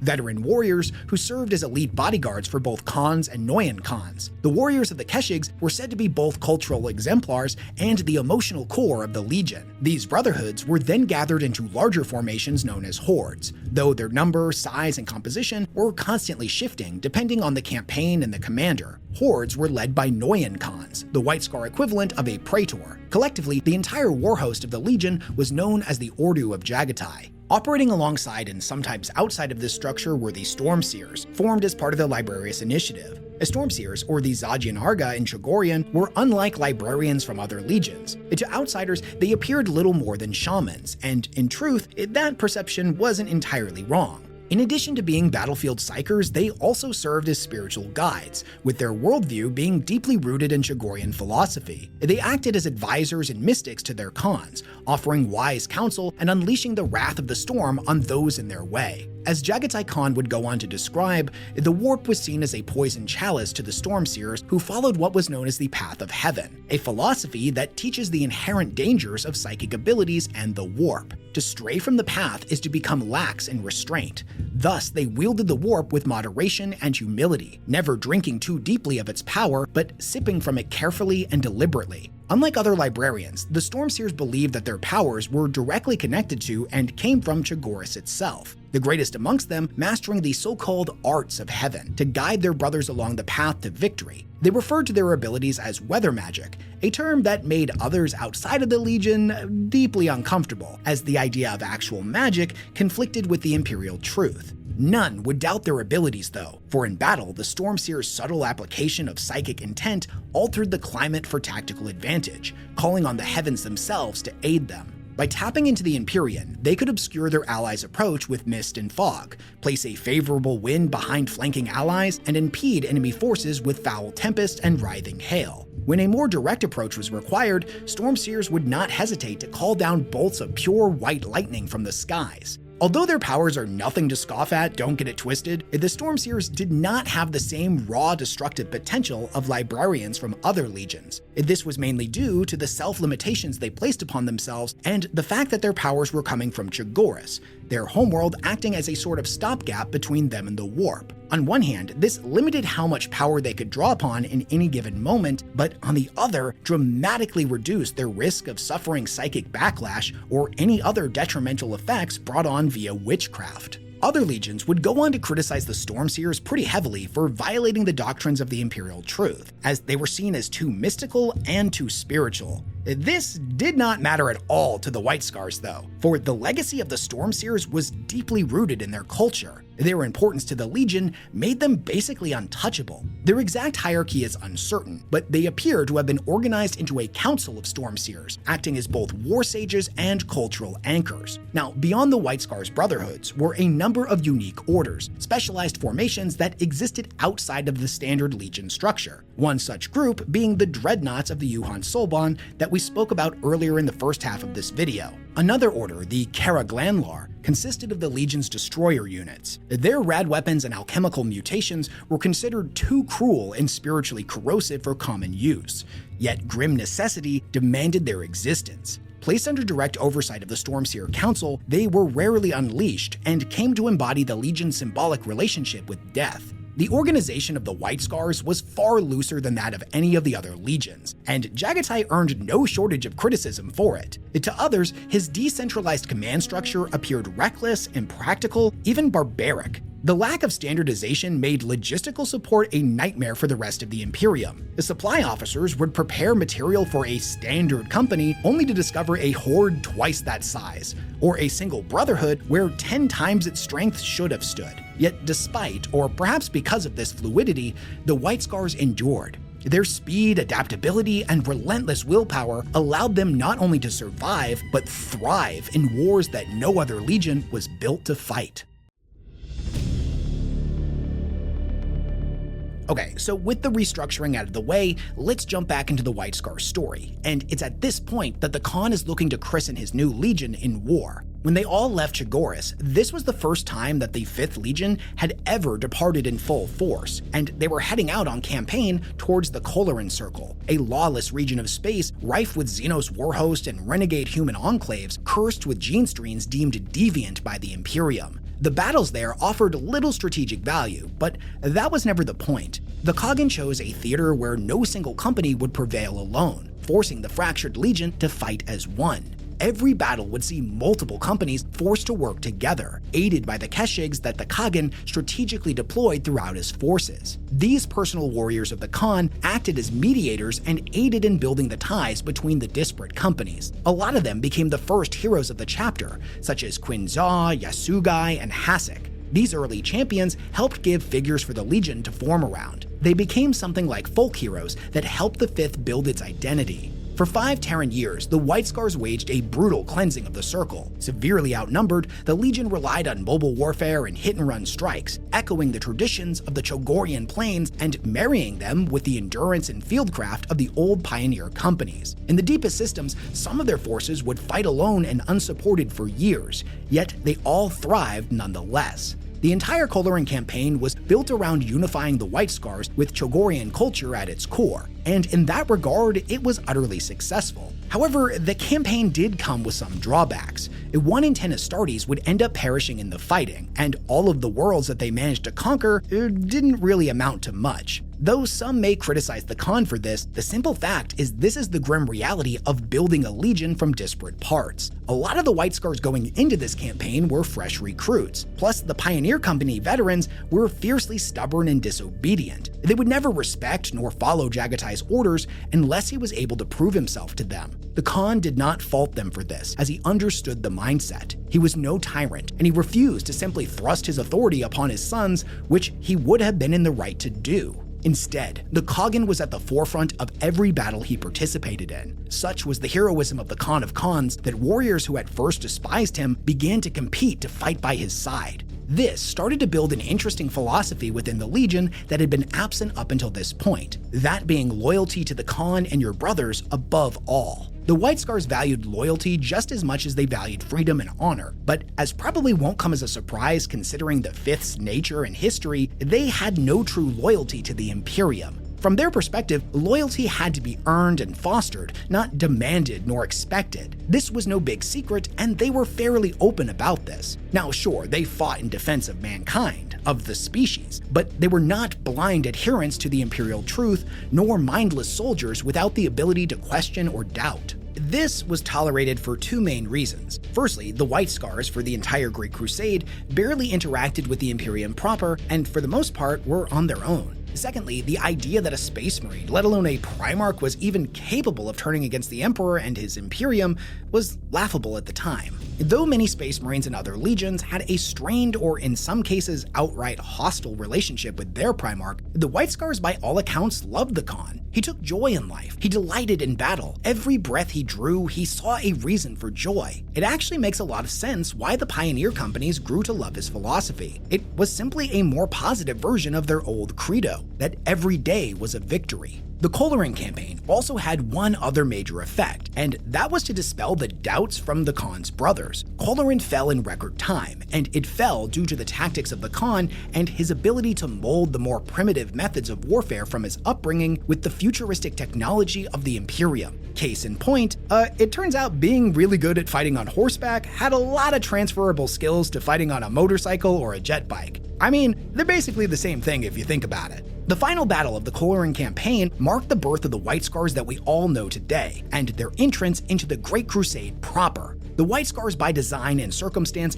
never reached the numbers of larger legions like the Dark Angels or the Ultramarines. At their peak, they numbered around 80,000 legionaries. Despite their smaller size, they were no less deadly or effective. Jaghatai led his warriors far from Imperial lines where they could be truly free. Here, they filled in the Imperium's maps. According to the novel Scars, they literally reached the edges of our galaxy. They were able to plow so much further ahead than other legions due to the Khan's tactics. Their hit-and-run assaults meant that their enemies were always bleeding from 100 cuts. Meanwhile, the Scars lost comparatively fewer men compared to other legions. They hit like lightning, descending upon world after world like a storm, laughing as they rode the thunder. However, this did earn them a stained reputation amongst the other legions and primarchs. Dorn, Guilliman, and others like them always viewed Jaghatai as a savage barbarian, someone who was unfit for their father's noble legacy. His legion's bloodthirsty, all-out assaults earned the White Scars a reputation similar to that of the World Eaters or the Space Wolves. But this all stemmed from a fundamental misunderstanding of the White Scars' philosophy, a philosophy that only a handful of his brother primarchs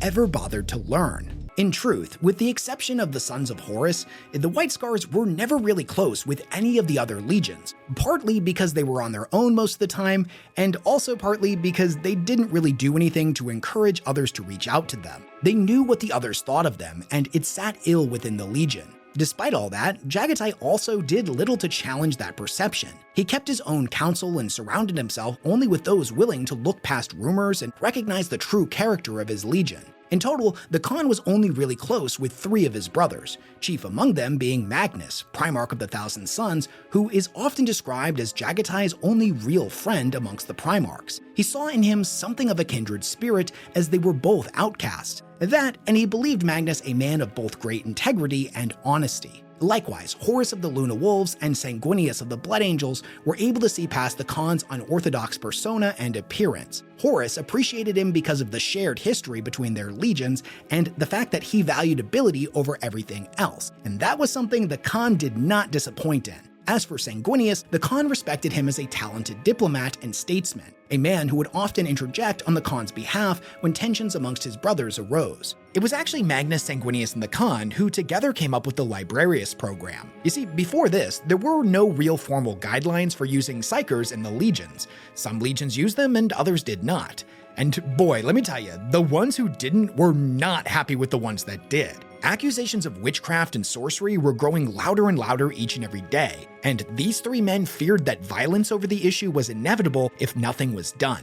The 3 of them knew that the mind weapons, as the Khan called them, were important and needed to be protected, but they also recognized the dangerous potential they represented. It was imperative they come up with a system that dispelled the nasty rumors about psychers while also setting limitations so that psychic space marines didn't overuse their abilities or use them in a dangerous way. The Khan came from a culture of restraint, while Magnus came from one of few limitations on progress. Yet all 3 of these men had seen firsthand the horrors that could unfold from a psyker who pushed too deep without adequate training. It's only a single chapter, but we get a great conversation in the Khan's Primarch novel between these 3 men that gives us valuable insight into their views. Magnus at first doesn't believe in putting limits on anyone. The warp was a realm of energy to be conquered. There were no living things in the warp.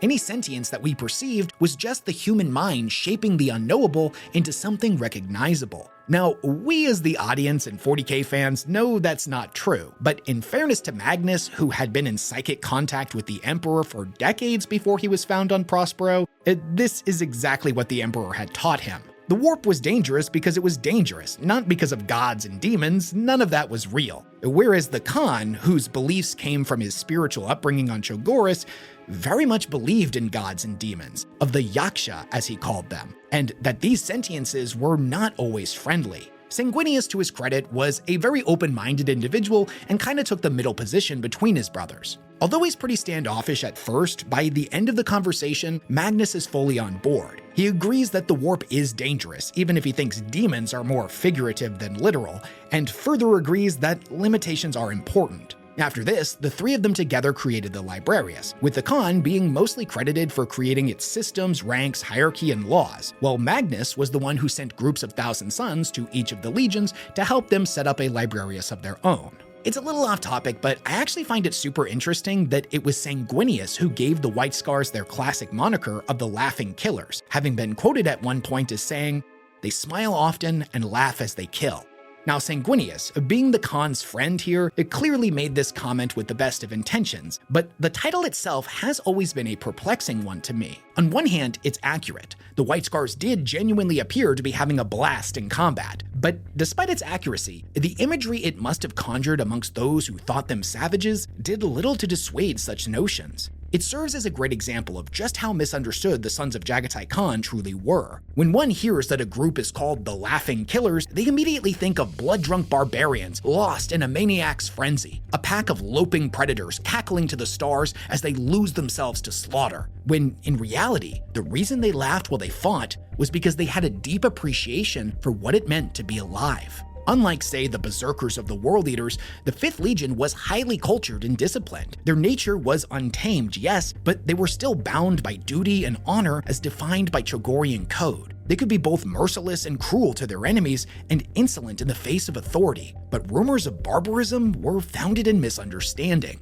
When the White Scars showed no mercy to their foes, it wasn't because they took joy in the act of taking a life, but in honor of the valor those enemies demonstrated to them. If the foe held nothing back, then the White Scars would not dishonor them by giving any less of themselves. If they failed to show proper respect towards the plans of others, it was because their own ways served them better. Rather than make accusations of their own or boast of their great deeds like the wolves of Fenris, they let their actions speak for themselves. They valued both courtesy and forthright honesty over protocol and rigid adherence to rules ill-suited to any given situation. When it came to warfare, the 5th Legion saw the slaughter of battle in the shadow of death and greeted it with a smile. Not out of a perverse desire for more, but because they were alive and they were free, something they believed could only be experienced in its purest form when either on the hunt or in honest combat. Now, despite their ill standing amongst their cousins and the sneers from the captains and generals of the rest of the Imperium's forces, the White Scars fought valiantly throughout the Great Crusade.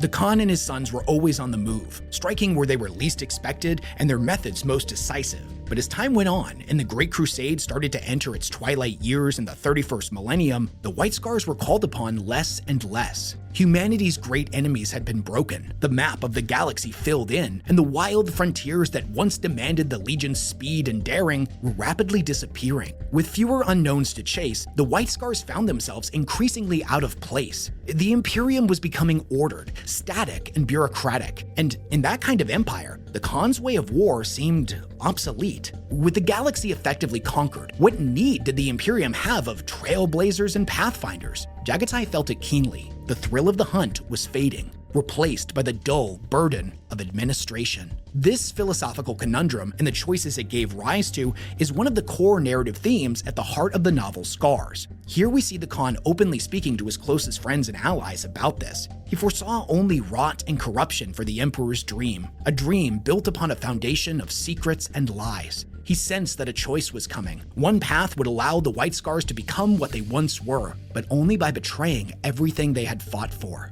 The other was loyalty and duty, and a slow, inevitable decline. So in the closing days of the Great Crusade, the question of what came next for the 5th hung heavy over the entire Legion and its master. The last campaign the White Scars would conduct before the onset of the Horus Heresy was in the Chondak system. They were sent there on direct orders from War Master Horus to cleanse the system of orcs who had fled here after the triumph of Olenor. At first, they thought this conflict would be over relatively quickly, but as it turned out, this was a surprisingly brutal war that locked the entire 5th Legion in place for 6 years. Unfortunately for them, this was by design, their victory being delayed by the covert actions of the Alpha Legion. In fact, the real reason that Horus sent them there was twofold. First, the traitors were the ones pushing for the banning of Psykers within the Space Marine legions, as they knew psychic abilities were the only genuinely effective weapon against chaos and demon kind. Sending the Khan away right as the Council of Nicaea was set to take place meant the pro-Psyker side would have one less prominent voice standing in their defense at Nicaea, wherein the Emperor ultimately played into the traitors' hands and banned all psychic abilities and also dismantled the Librarius program. The second reason was that Horus wanted to keep the White Scars distracted during the opening salvos of the heresy. He respected the Khan and believed the Scars would make for potent allies in the future, but ones he was well aware would take some convincing. Further, the War Master wasn't an idiot. Even if he was anticipating the Scars to ultimately end up joining him, he knew this wasn't a given. Jaghatai and his sons were famed for being one of the most unpredictable legions. The more variable/legions that they could keep preoccupied as they made their move, the better. Thus, the White Scars, isolated within the Chondak system, with all communication into the region being blocked by the Alpha Legion, were none the wiser as the heresy began. As the Chondak system eventually came to a close, they would gain their first real indication that something was wrong following the destruction of Tenebrae 950, an asteroid facility that served as an Alpha Legion base and housed a pylon that was causing the warp to go kinda nuts around the Chondak system, thus blocking out communication and keeping the White Scars locked in. As a side note, the White Scars weren't actually involved in that. It was the Alpha Legion who betrayed the Alpha Legion to blow up an Alpha Legion base. But the Alpha Legion's motivations are a confusing mess that we do not have time for in this video and we'll get into in their own deep dive. Anyways, with the channels re-established, the Scars would finally learn of the heresy. But to say it was a confusing mess is a massive understatement. Their astropaths were suddenly being bombarded with thousands of conflicting messages all at once, none of them making any sense. By the Khan's own words, it was madness. Everything had changed so quickly, garbled in a flurry of contradictory astropathy and secure comm bursts. Russ of the Wolves had gone rogue, or the War Master had. The White Scars were ordered to reinforce the Alpha Legion at Alaxis. They were commanded to return to Terra. Ferrus Manus had killed the Peacock Fulgrim. Mars was in open revolt. Some of the warp-translated messages bore chronomarks from months previously. Some had been sent, it seemed, only hours ago. You gotta remember that despite their isolation, everything for the 5th Legion over the last 6 years had pretty much been business as usual. Then suddenly, everything they believed to be true no longer made sense. Up was down, black was white, and they suddenly had no idea who was their friend and who was their enemy. To make matters worse, during this astropathic chaos, a whole bunch of Alpha Legion warships were gathering in system in attack formation, moving on their position with ominous intent. When the White Scar fleet hailed them to explain themselves, they were given only icy silence in response. In a glorious move that symbolically cut through all of the lies the White Scars were being bombarded by, the Khan ordered his fleet into a tight formation from Chogorian history known as the Chisel, and launched themselves at the Alpha Legion blockade, punching through and escaping. The main reason this ended up working so well was because of the special modifications the Khan had requested be made to all of the White Scar ships. You see, all of the legions and their Primarchs customized their ships in one way or another. Jaghatai had only one request, one that the Adeptus Mechanicus told him could not be done, to which the Khan responded, "Oh yes it can, and you're going to do it." He wanted his ships to be insanely fast, faster than any ships controlled by any other legion. When the White Scars vessels threw their thrusters into overdrive, the Alpha Legion was caught completely off guard and had no time to respond as the ships punched through. By the time they came about face, their prey was already long gone. Quick little side note, there is some text that implies that the Alpha Legion's whole purpose for being here was making sure that the White Scars stayed in place long enough to get Dorn's message to return to Terra, indicating that the Alpha Legion isn't as evil as it originally appeared. But again, we don't got time for any Alpha Legion nonsense. After this, the Khan decided to ignore Dorn's order to return to Terra. You see, there were two things Jaghatai hated more than anything else in this world: liars and oathbreakers. And someone, perhaps a whole lot of someones, had revealed themselves as both. Besides, even if Dorn was in fact still loyal and the order was legit, they were the Ordu of Jaghatai. They were no one's slaves and took orders from no one. Terra, which it seemed only now amidst the fighting had suddenly even remembered the White Scars existed, could wait. The Khan, who again takes oaths very seriously, now found himself in an unenviable position. He had sworn an oath to both his father and his brother, and one had now revealed themselves as a traitor, but there was no way of knowing which one it was. Whereas other Primarchs were quick to decide which side of the heresy they fell on, be that due to being betrayed first, their personal feelings towards the Emperor, their selfish ambition, or their sense of duty, Jaghatai would not rush blindly into a decision without first learning the truth. Thus, the Khan set a course for Prospero, seeking to find the answers to questions once thought impossible. Another fun fact, one of the astropathic messages they received around this time was from Russ and the Wolves asking them for assistance, as they were under attack by the Alpha Legion. The Khan hesitated for only a moment before giving his response, telling his brother that he had heard a horrible rumor about Prospero and needed to see it for himself before coming to anyone's aid. The Wolves were on their own, and he wished them luck. As I mentioned before, Magnus was the Khan's closest friend. Was it really true that he had been killed? Had Leman Russ and the Wolves really unleashed genocide against a compliant Imperial world? He had not been by his brother's side at Nicaea when he needed him the most. He hoped that he had not failed him a second time. When they arrived in orbit, the Khan and his sons looked on in horror. The once vibrant jewel of Prospero was now a smoldering, burned-out husk. They estimated the casualties must have been in the billions. Before departing to the surface, the Khan, gritting his teeth in impotent rage, told his sons that if any ship signatures were detected bearing the symbol of the wolves, do not hesitate, destroy them. After this, the Khan, along with his Keshig of Terminators, descended to the planet's surface. They could not possibly have anticipated just how thorough the destruction planetside would be. Not only were there no survivors, but the planet was falling apart at its seams and wouldn't remain stable for much longer. As they pushed deeper into the ruins of Tisca, Prospero's capital city, they discovered something peculiar. It wasn't just the slain corpses of space marines, but also the discarded weaponry of the Legio Custodes and the Sisters of Silence, indicating that whatever had happened here was way bigger than just the wolves going rogue. Shortly after this, they would all end up getting attacked by spectral Psychnuin, large insect-like creatures that devoured psychic energy. Their weapons were completely ineffective against them, and many of the Terminators would end up being devoured by them. The Khan actually managed to defeat one in close combat, but then the crumbling floor beneath him collapsed, sending him plummeting hundreds of feet down into the dark. The Scars wanted to go down after him, but they were stopped by a mysterious sorcerer named Arveda, a member of the Thousand Sons who had been off-world during the attack and, like them, was also here looking for answers. He told them psychic abilities were the only things that hurt the spectral Psychnuin, and seeing as how none of the Terminators were Psychers, they were completely outmatched. The handful they had fought so far had been bad enough, but down in the catacombs, there would be thousands. To go after him would be to simply throw their lives away. As much as it pained them, they had to have faith that Jaghatai would find his way back to them. Now, over here with the Khan, he begins to search around this labyrinth of dark corridors he's found himself in, trying to find a way out. Eventually, one of the paths leads into a large moonlit chamber, and it's here that he found something he could not have anticipated. His brother, Magnus, appeared before him, but something was wrong. It was like his brother, but it wasn't at the same time. He appeared, for lack of better words, glitchy, like it was one piece of him. Now, we as the audience know that Magnus's soul at this point has broken up into shards, and his storyline, and the Thousand Sons for that matter, are trying to gather all the shards and put them all together. So even though the Khan doesn't know what a shard is, he can tell that something isn't right here.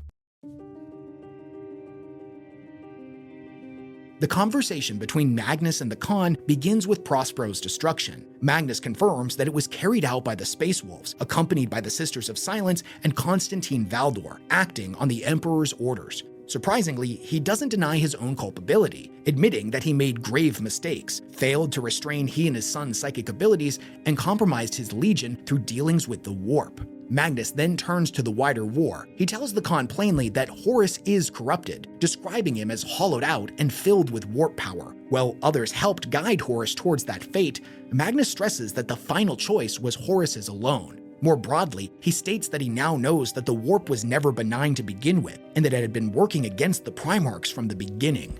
From there, Magnus offers his interpretation of the heresy itself. The Primarchs, he claims, were made too powerful, so powerful that only Primarchs could destroy Primarchs. As a result, the gods of the warp engineered a conflict where the Primarchs would be set against one another in an endless struggle, not to produce a victor, but to sustain perpetual war. Magnus then presses Jaghatai to choose a side. In his view, there are only two paths: remain loyal to the Emperor and defend a decaying Imperium, one far removed from the golden age of mankind that had been promised to them, or side with Horus and help tear it down. Jaghatai rejects this framing entirely, as the choice was impossible. Horus, the brother he loved, was corrupted, and the Emperor, the father he didn't, was a tyrant. He had sworn oaths to both of them. The only true choice he could make was to side with neither. Magnus argues that such a stance is impossible, that the war will inevitably draw the Khan in regardless of intent. He frames fate as fixed, claiming that outcomes are already written and that resistance is ultimately futile, an idea that the Khan also rejects. The conversation ends on a somber note. Jaghatai asks Magnus for only one thing: how he might be restored. Magnus at first is taken aback by this. He had expected scorn or even mockery, but not genuine kindness. He smiled. The Khan was always full of surprises. Sadly though, he admitted that restoring him would not undo the corruption. but instead would allow him to fully become the Crimson King, an entity far more dangerous and uncontrollable. Acknowledging and accepting the terrible truth his brother has told him, the Khan stands, nods, and draws his sword. He says his goodbyes, telling Magnus that he's looking forward to seeing him again, even though knowing the next time they meet, they will likely be on different sides. With that, he struck, and the apparition disappeared. In the aftermath, the Khan, now gripped by great sorrow, contemplates everything he has learned. The full extent of the treachery had been laid bare for him, and it left him numb. It wasn't just Horus's now undeniable corruption that aided him, but the confirmation of his father's lies. The Khan had always been suspicious of his father's intentions. He rejected the imperial truth and knew there was a great deal the emperor was keeping secret. After the conversation with Magnus, there was little room for doubt. The Great Crusade had been a fabrication, a cloak and mirror show orchestrated to conceal the emperor's true agenda. They had been told they would go out into the stars, conquer every inch of the galaxy, eradicate their enemies, and build their walls higher and higher to prevent any future threats. Only then would mankind truly be safe and its defenders finally able to rest. From his perspective, this was perhaps the greatest lie ever told. Such an outcome would never have been possible, something the emperor surely knew, meaning he had hidden his true motives, whatever they were, from everyone, including his sons. He doesn't have the full picture yet, but it had never sat right with him that the emperor suddenly abandoned them halfway through the crusade and anointed Horus war master. He reasons that the crusade, having never been about securing a safe haven for humanity, must have been to secure resources for the emperor's secret plans. What those resources were, he had no idea, but he reasoned it was both knowledge and a mixture of Xenos or warp-based technology.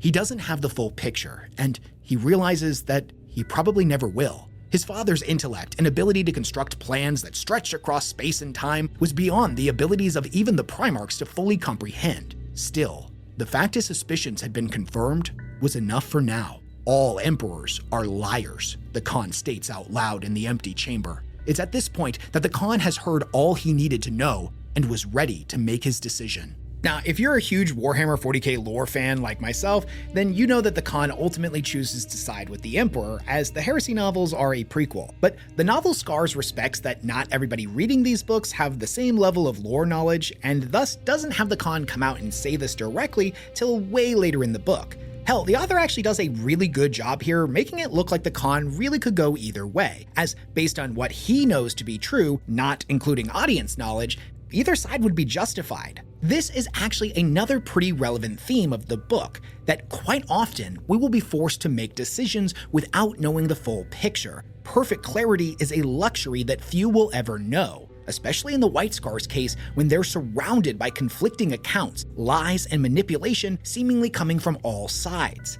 The idea is to make the best decision you can with the information you have available at the time, that whatever consequences come from that decision, you accept them with honor and dignity. Despite all this, contextually, we understand that this is the moment where the Khan personally makes his choice, a decision that's only further solidified by the events that take place shortly after his conversation with Magnus. It's in this moment that Jaghatai proves himself one of the wisest Primarchs, as he can now see the lie at the heart of chaos. It is an easy promise of power, one that will inevitably destroy you and all around you. He knew that if he sided with Horus, it would inevitably lead to he and his people's doom. All of humanity would be dragged kicking and screaming into damnation, and the galaxy would burn. It's worth pointing out that even though he refused to join Horus, he didn't exactly embrace the Imperium either. He was one of the only loyalist Primarchs who could see it for what it was, an empire built upon a lie, a golden facade with a rotten core, one that never wanted him nor his sons and will have no need of them in the very near future. The Khan's way of life that set personal freedom as paramount was incompatible with this galactic superpower that expected nothing less than 100% control over its people. He saw and understood all of the Imperium's shortcomings and failings and still decided that chaos was worse. In the follow-up novel, Path of Heaven, he ruminates on his decision and states, "So I fight for a father who I never loved against a brother that I did. I defend an empire that never wanted me against an army that would have taken me in a heartbeat. And yet, the oath has been made. The promise could not be broken." The simplicity of the Khan's ultimate decision masked an ocean of wisdom and understanding. He set his personal beliefs aside and did what was best for humanity. There was one key obstacle to his decision, though. While the Khan had been speaking with the shard of Magnus, a portion of his legion that was aboard the ships in orbit had revealed themselves as rebels who had secretly sworn for Horus, and now, while the Khan was away planetside, were ready to make their move. The coup was launched, and the renegade White Scars attempted to take control of the fleet. Okay, so there's a lot to unpack with why the White Scar coup happened in the first place, and honestly, if we were to talk about all the things involved with it, we would add like another 2 hours to this video. So we're gonna simplify things and just boil it down to a few major factors. First, tensions between many of the original Terran-born Marines and their Chogorian brothers had been building for years. Many of the Terrans never fully embraced Chogorian culture or customs. As said culture spread throughout the Legion, they began to see it as an infection, one growing stronger with every generation. As Terran veterans died, more and more recruits from Chogoris were coming in to replace them, thus pushing what little remained of the original White Scar's identity into further and further obscurity. Second, when it came to the War Master, not all White Scars had the same deep appreciation for him. It was largely the Terrans, not the Chogorians, who held a deep affinity for Horus, his legion, and the culture of Chthoniya. This is largely because those bonds had been forged during the early portion of the Great Crusade, long before the Khan was found, and before any Chogorians had joined the Fifth. Third, many of these Marines believed the Khan was taking too long to choose a side in the heresy. They felt that time was a resource the White Scars didn't have, and his indecision was, to them, just as dangerous as betrayal. Finally, members of several warrior lodges within the Legion had secretly been communicating with the Sons of Horus. Those external influences actively fed their doubts and resentment, fanning the flames of dissent from the shadows. To be fair, and I think it's worth clarifying here, not every rebel was a Terran. A number of Chogorians also joined the uprising for various different reasons, and not every Terran shared these same antagonistic views of the Chogorians. This entire conflict forms one of the central subplots of Scars, with its themes of identity and the price of loyalty explored even further in The Path of Heaven. If you want the full story, both novels are absolutely worth reading, and if you've watched this video all the way through, I think you're safe to just jump into them. You don't really need to read anything else in the Heresy beforehand. Anyways, at one point during the events on Prospero, the traitors had sent a communication out and the Death Guard had answered. Mortarion had come himself. The Lord of Silence, Primarch of the Death Guard, had come to convince the Khan to join the traitors' side. Or at least, that's what it seems like at first. As the conversation between these two brothers unfolds, the Khan is able to piece together that Mortarion has found himself alone and without allies. You see, Morty hated Psykers. He wanted to see them eradicated from the galaxy and the warp cordoned off. He was the primary architect behind Nikeah. However, after the heresy got into full swing and the traitors started channeling the powers of the warp and summoning demons left and right, Morty found himself completely surrounded by witches. The fate of every other legion had been determined. The Khan was basically Mortarion's last chance at a true ally for his cause. Now, this was obviously a long shot, given the fact that the Khan was one of the 3 engineers behind the Librarius, and Morty knows he doesn't share his views. So instead, during their conversation, he leans into the fact that they're both outsiders. Further, Mortarion implies that Horus will eventually burn himself out, and a new emperor will need to be appointed, giving us a taste at just how far his ambition truly goes. Now, for his part, Jaghatai hears him out, but ultimately makes it clear that he's not his ally. He points out that Mortarion had made his pacts, and soon the debtors would come to collect. He and his legion may not have been corrupted yet, at least not physically, but that wasn't gonna last. Mortarion tells him that this is all a shame. He had hoped the Khan would see reason. He and his sons had expended a great deal of resources to come here to Prospero in order to save him, and he would not enjoy killing him. The Khan drew his sword, smiled, and told him that that's the difference between us. By the time I make my kills, I am always smiling. The two Primarchs then clashed together, dueling to a standstill. They were bitter opposites. The Khan may have been faster than the eye could track, but Mortarion was blessed with supernatural levels of strength and endurance, the unstoppable force meeting the immovable object. While their fight was playing out, their respective fleets engaged each other in orbit. It's unclear which direction the duel would have ultimately gone if allowed to continue, but eventually Mortarion is forced to retreat. The entirety of the White Scar's fleet was above Prospero. The Death Guard, on the other hand, had only come with a small portion of their fleet, as they were under the assumption they were coming to gain an ally. The few ships they had brought with them was not going to be sufficient for a long drawn-out void war. Now, the White Scar's coup attempt, which is happening at this exact moment, also would end up failing thanks in no small part to the efforts of Shiban Khan, who led a boarding party onto Jaghatai's flagship, the Swordstorm, and held off the rebels long enough for the Khan to return. Once the Khagan was back, he shut the rebellion down almost instantly. One of the final scenes in the book is him literally stepping onto the flagship and seeing his sons locked in combat. He sees just how bad the fighting has been. There's blood and corpses and debris everywhere. And he's just like, hey, knock that shit off. Now, obviously what he actually said was far cooler than that, but you get the gist. They all turned and looked at the Primarch. None amongst them, even amongst the usurpers, would dare lift a blade to him, as they were all still loyal to the Khagan. From the usurpers' perspective, they were doing what was right for the Legion and the Primarch by moving things in the direction of their choosing. That reuniting him with his brother Horus was the only true way forward. This is what one of the leaders of the coup, Noyan Khan Hasek, tries to argue with him. He begs the Khan to let what must be done continue. The Khan's fury was beyond measure. Jaghatai is bearing down on him, his fury barely contained. In a moment of hesitation, Hasek goes for his blade, which was a huge mistake. Jaghatai knocks it out of his hand and punches his own Dao through the Noyan Khan's chest, lifting him into the air so that they were face to face. He reminds him that they were told to wait. The Khan's lack of an order gave them no right to act on their own. This was the Ordo of Jaghatai, and none within it bared their blades save by his word. Not Horus, not the Emperor, not even the gods themselves would ever change that. With a flick of his blade, he sends Hasek spiraling through the air, wherein he crashes into a throne, shattering the stone.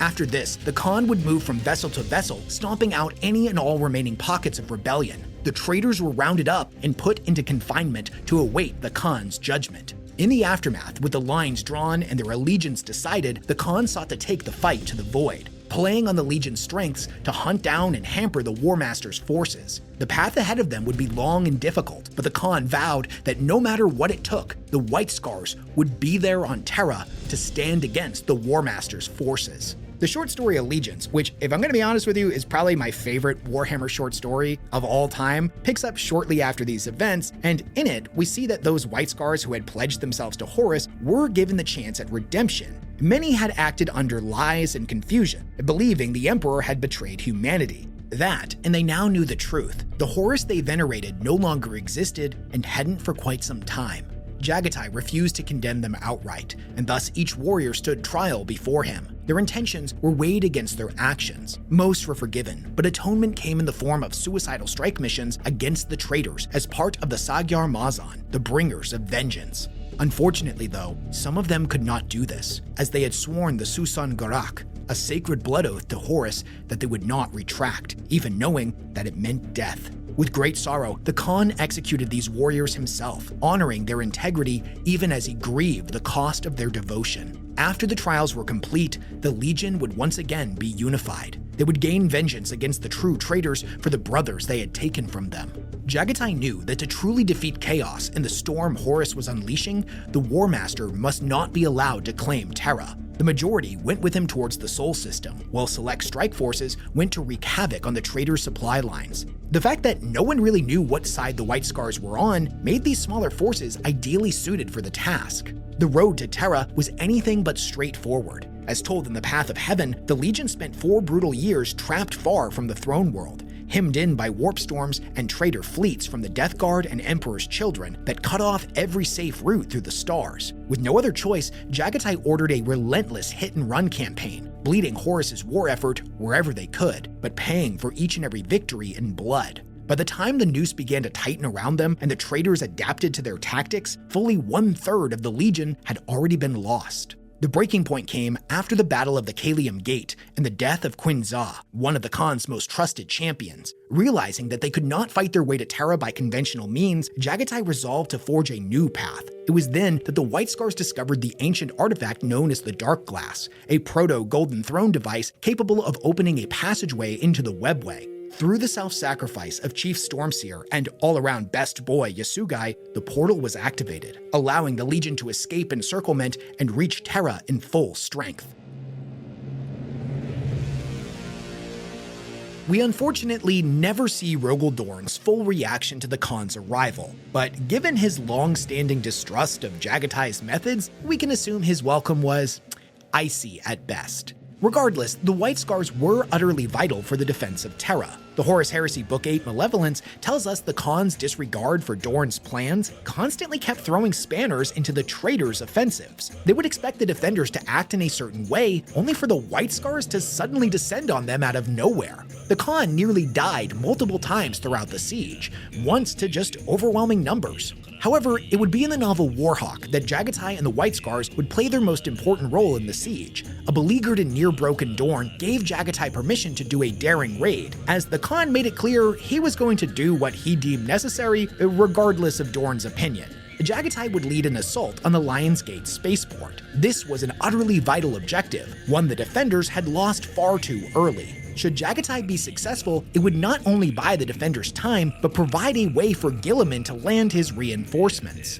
The White Scars would end up paying a heavy price for every single step they took to retake the spaceport, though perhaps the greatest blow to the Legion came at the height of the fighting. The demon Primarch Mortarion descended down on the Ordu of Jaghatai. He cut a bloody swath through the warriors of Chogoris, only stopping when the Khan faced him down. The two had an absolutely legendary duel, and I'm not gonna lie to you, this has my vote for personal best Primarch fight in the entire series. Which, coming from me, honestly should mean a lot, as I'm a massive Chaos fan who owns like 8,000 points of Death Guard. From the very beginning, it was clear that the Khan was outmatched. Even though he was fighting on a level he had, quote, never before managed to obtain, no matter how many blows he landed, Mortarion, now a full-blown demon prince of Nurgle, had become swollen with the power of the warp. He was on a completely different level from before, back when they were evenly matched on Prospero. His strength was beyond reason, his mere presence so corrosive that reality itself recoiled around him as he moved. The Khan, by contrast,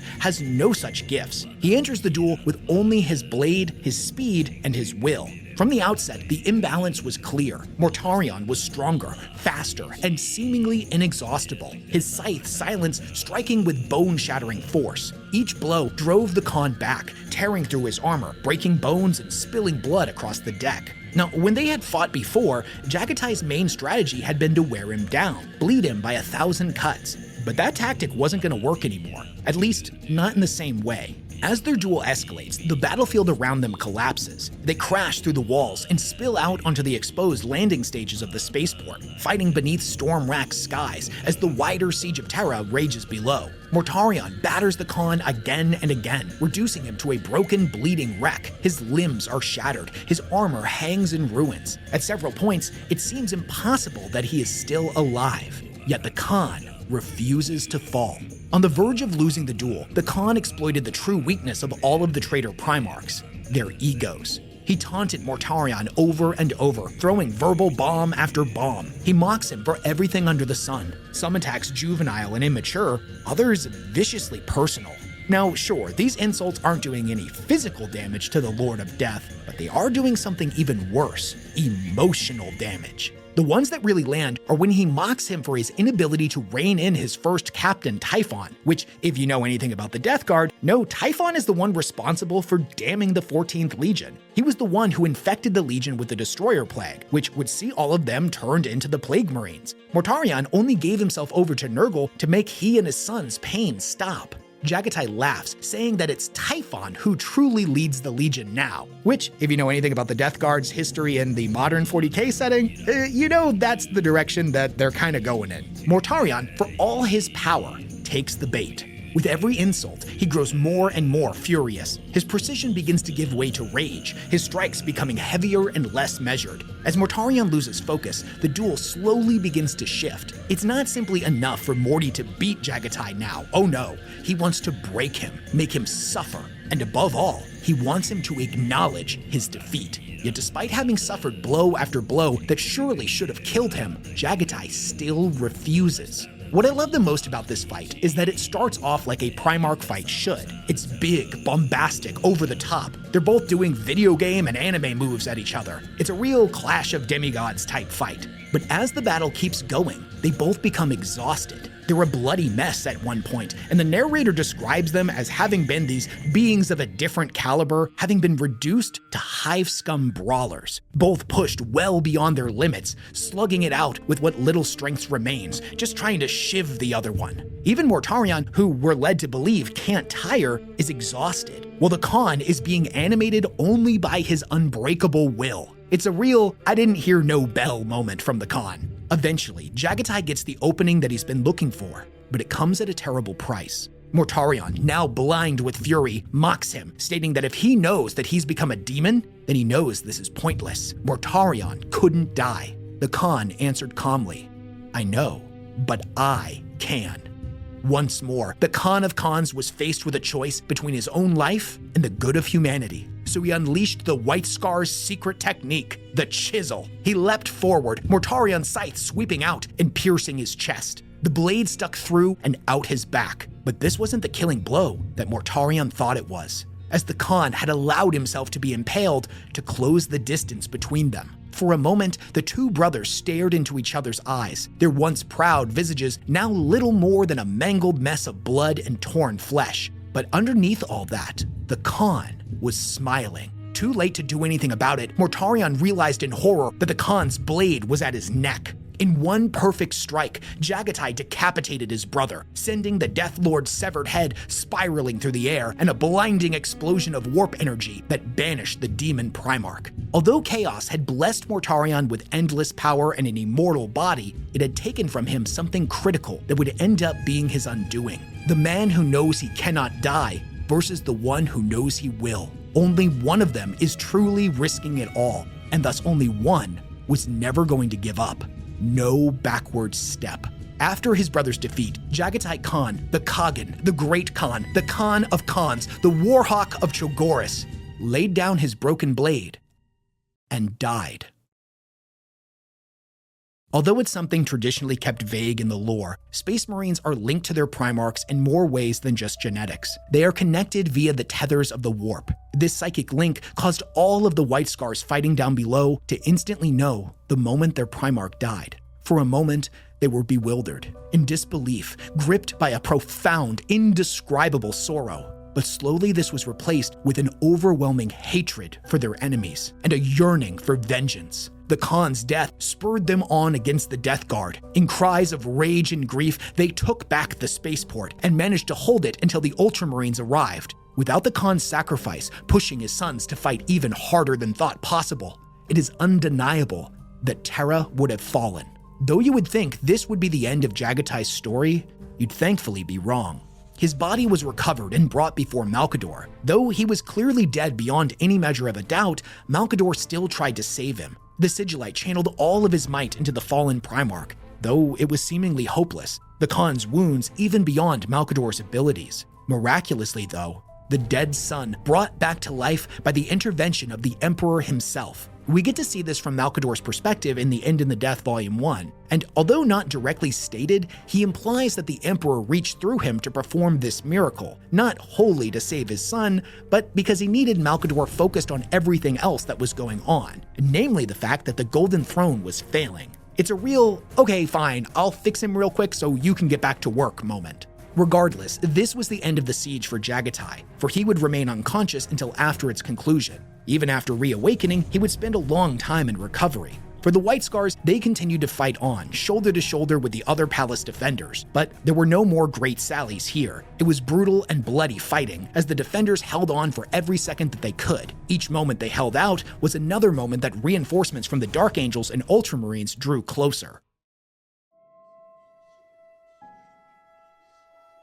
After the Siege of Tera had concluded and the War Master's armies were finally driven into retreat, the Imperium entered the next great era of its history, a period known as the Great Scouring, a relentless campaign to hunt down the fleeing traitors and reclaim what had been lost. Once Jaghatai had fully recovered, he and his sons took to the stars once more, purging the galaxy of traitor forces and restoring the worlds that had fallen over the previous 9 years. As of the time of this recording, the Scouring Novels series from the Black Library has just officially gotten started, so this is definitely an era of the lore that we can expect to get much more insight into over the next several years. In the meantime, though, we already know the broad strokes of what happens with the White Scars from sources like their 8th edition Codex supplement. It states that Jaghatai commanded his battered legion for 70 years after the siege, reclaiming world after world in the ruined wake of the heresy. The White Scar style of warfare made them invaluable in this era. Their speed allowed them to stabilize regions quickly and stem rebellions before they could spread.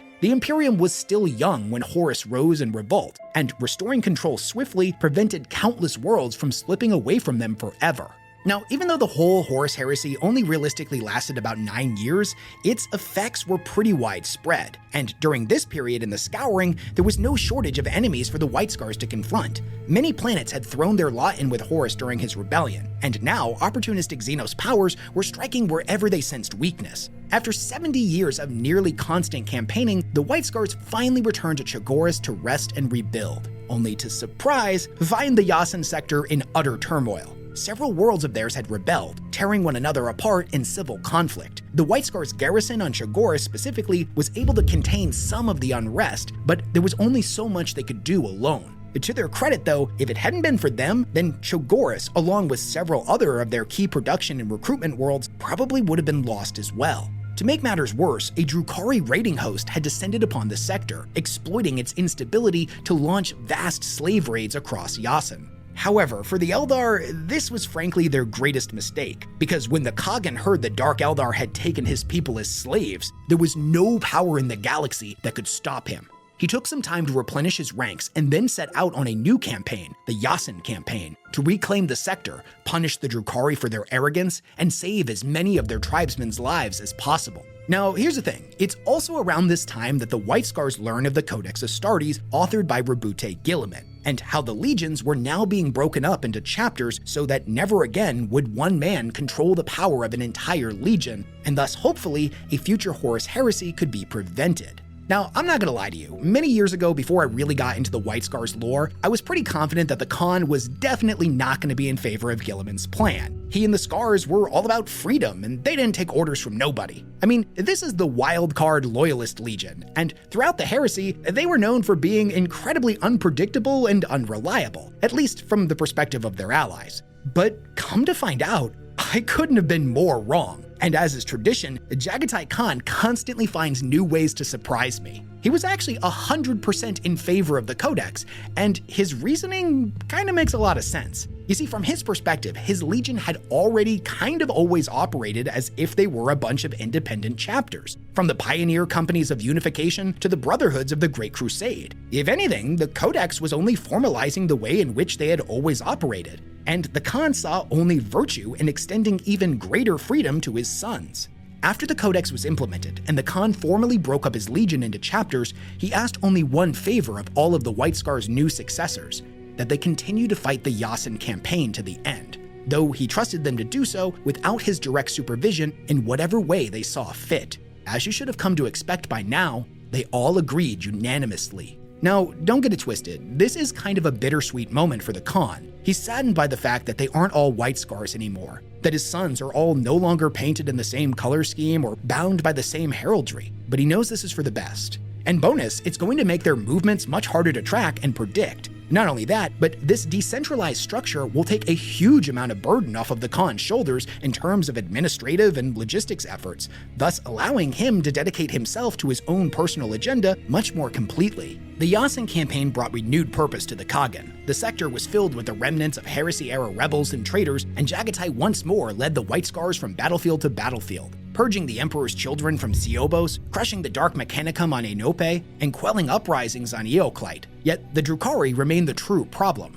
Their raids so unpredictable that even the Stormseers could not foresee them. After long study, Jaghatai uncovered a hidden pattern in their strikes, one subtle enough that only a Primarch could have discerned it. Calling for reinforcements from the newly formed White Scars' successors, the Destroyers, Rampagers, and Stormlords, he set his fleet on course for Coruscant 5, determined to hunt the Xenos to their source. On the planet's surface was a dark, foreboding forest, so dense that the Khan's forces had to abandon their vehicles and fight on foot. As it turns out, within this forest was an ancient Eldar webway gate that led to the dark city of Komorra and was the source of the Drukhari attacks. Records created by the Stormseers at this time indicate that the Drukhari allowed the portal to be discovered in order to bait the Khagan and his sons into a trap, hoping to capture them and use their gene seed-enhanced bodies in their grotesque experiments. The Khan knew this and cared not. His honor demanded revenge. With the veterans of the First Brotherhood at his side, the Khagan drove straight toward the portal while the rest of his forces secured the flanks, wary of ambush and ready to encircle the Xeno stronghold.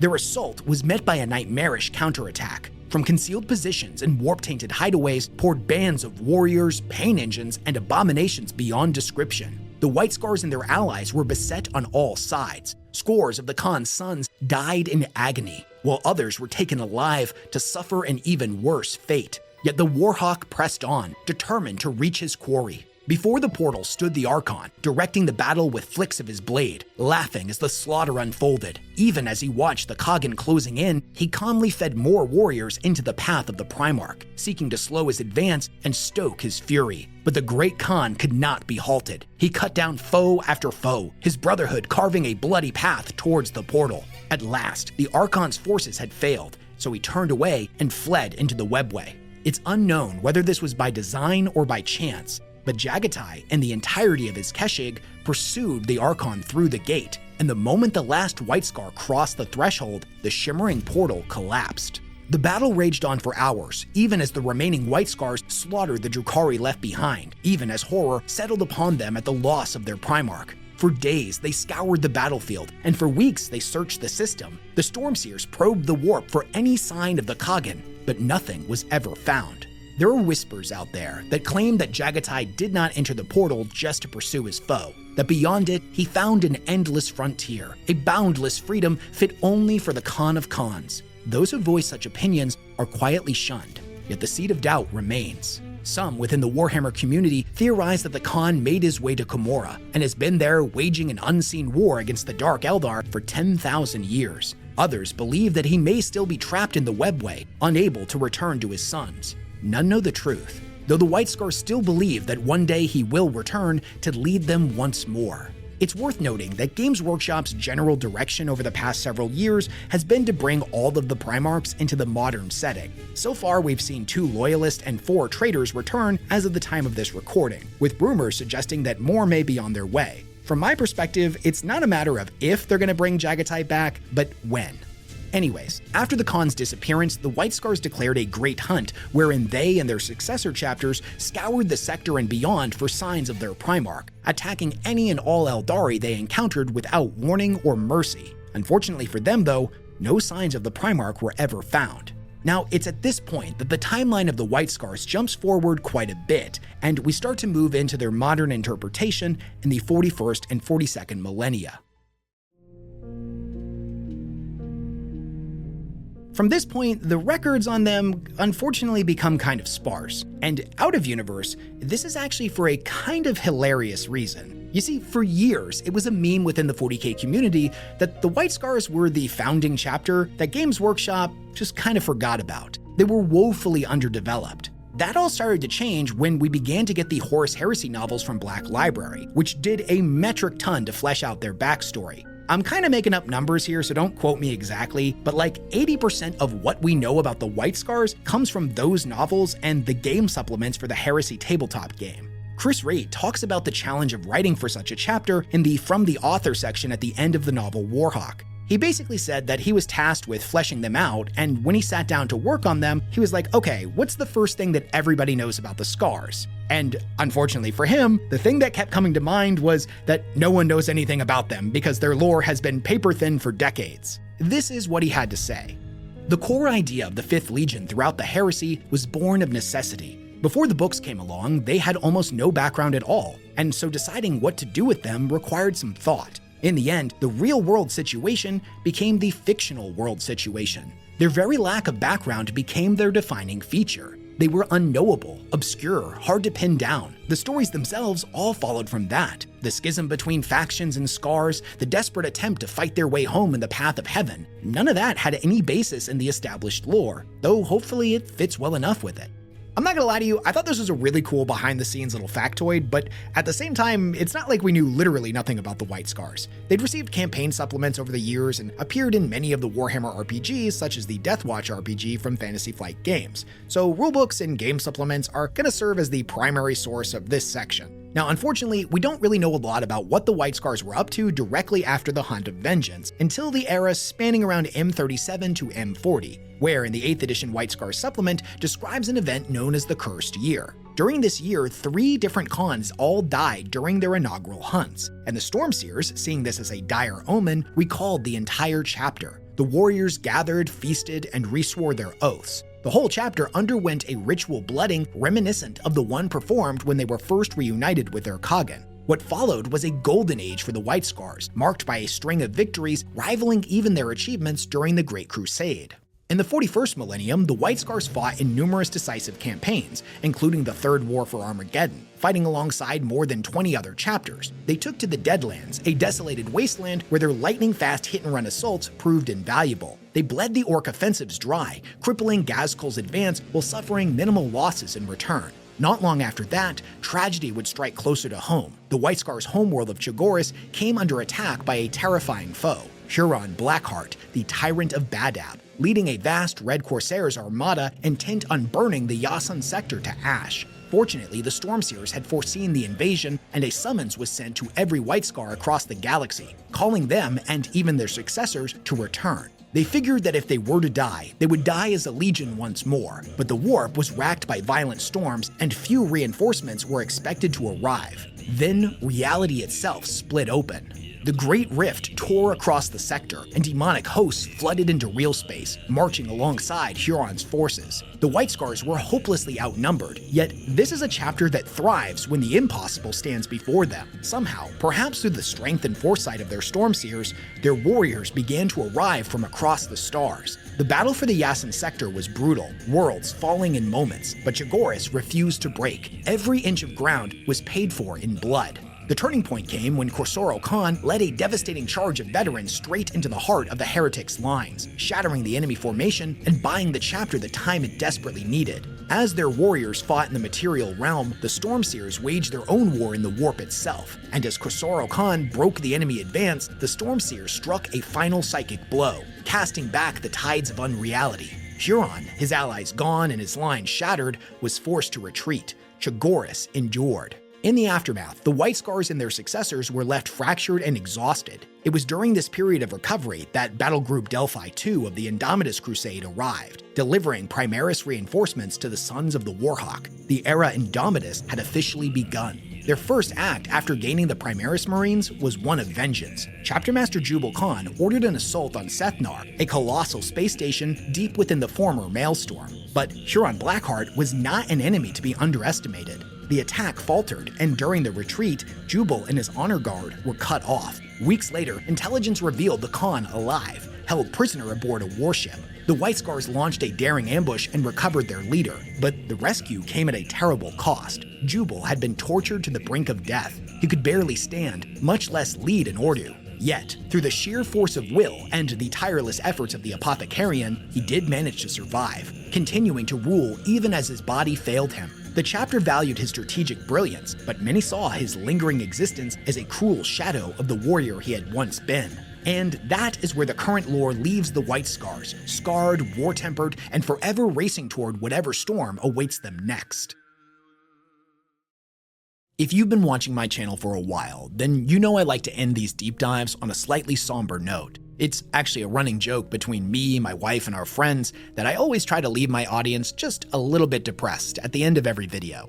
And the main reason why I do this is that I like when fantasy media makes me feel things. If words on a page can make someone feel angry or depressed, make them cry their eyes out or laugh uncontrollably, then to me, there's undeniably power in that. Sure, it's fun to talk about power scales or how dope a faction's armor looks, but in my opinion, to get fixated on those surface-level elements and ignore the emotional core of a faction or character's story does one a huge disservice. It robs them of a powerful human experience. If you couldn't tell, the Warhammer books are incredibly important to me, and seeing how 40K by its very nature is a grimdark story, I want to leave my audience with those same sobering feelings of dread, tragedy, and cosmic indifference that I experienced when reading the source material to make these videos. In my opinion, the White Scars are one of the best written factions in all of Warhammer 40K, largely thanks to Chris Wraith's work in the Horus Heresy novels. And yet, when I sat down to write this closing segment, I struggled to find something tragic to say about them.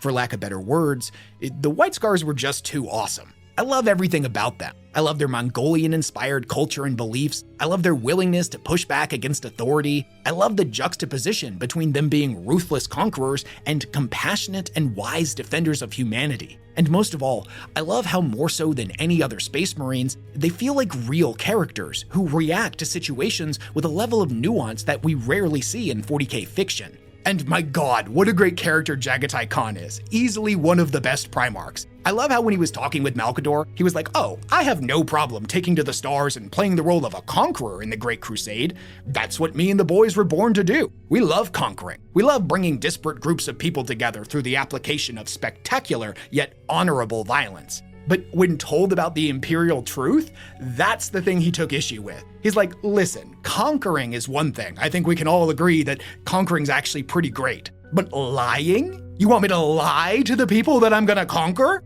Are you out of your goddamn mind, Malkador? There's nothing honorable about that. Unforgivable. Honestly, their stories have been such a joy to read through over the last several months that, for me, the thing that I think is truly the most depressing about them is that more 40K fans have never given them a chance. It's true, they have an insanely passionate fan base, but historically, their fans have always been few and far between, especially when compared to other chapters, and I think I know why that is. I can only speak for myself, but perhaps your experience mirrors my own. When I first got into Warhammer as a kid, the Space Marines that grabbed my attention were the ones whose identity was immediately obvious. The Blood Angels were angelic vampire warriors. The Death Guard were Space Marine plague zombies. I'm not the biggest Space Wolves guy, but I mean, look at them. They're Space Marine werewolf Vikings, clad in fur pelts and ritual trophies, who ride giant wolves into battle and wield enormous rune-etched battle axes. With all three of these factions, a new fan immediately knows with a single glance what they're all about, what makes them special, and what makes them worth investing time into learning more about, why they should be their favorite. The White Scars don't have that same immediate hook. At first glance, they often just look like Space Marines in white armor. The elements that actually make them distinctive, their Mongolian-inspired culture, their philosophy, their lightning strike attacks, they're not immediately visible. Even the thing most people associate with them, riding motorcycles, isn't unique to them. Other chapters use bikes too, and sometimes, like with the Raven Wing of the Dark Angels, in much more visually dramatic and iconic ways. Because of that, the White Scars never built the same early fan base as other chapters, and in Warhammer, popularity drives support. The factions that grab attention and attract more fans, in turn, get more models, more artwork, more books, more appearances in games and marketing material, which, in a perpetuating cycle, causes them to gain even more fans and thus more support.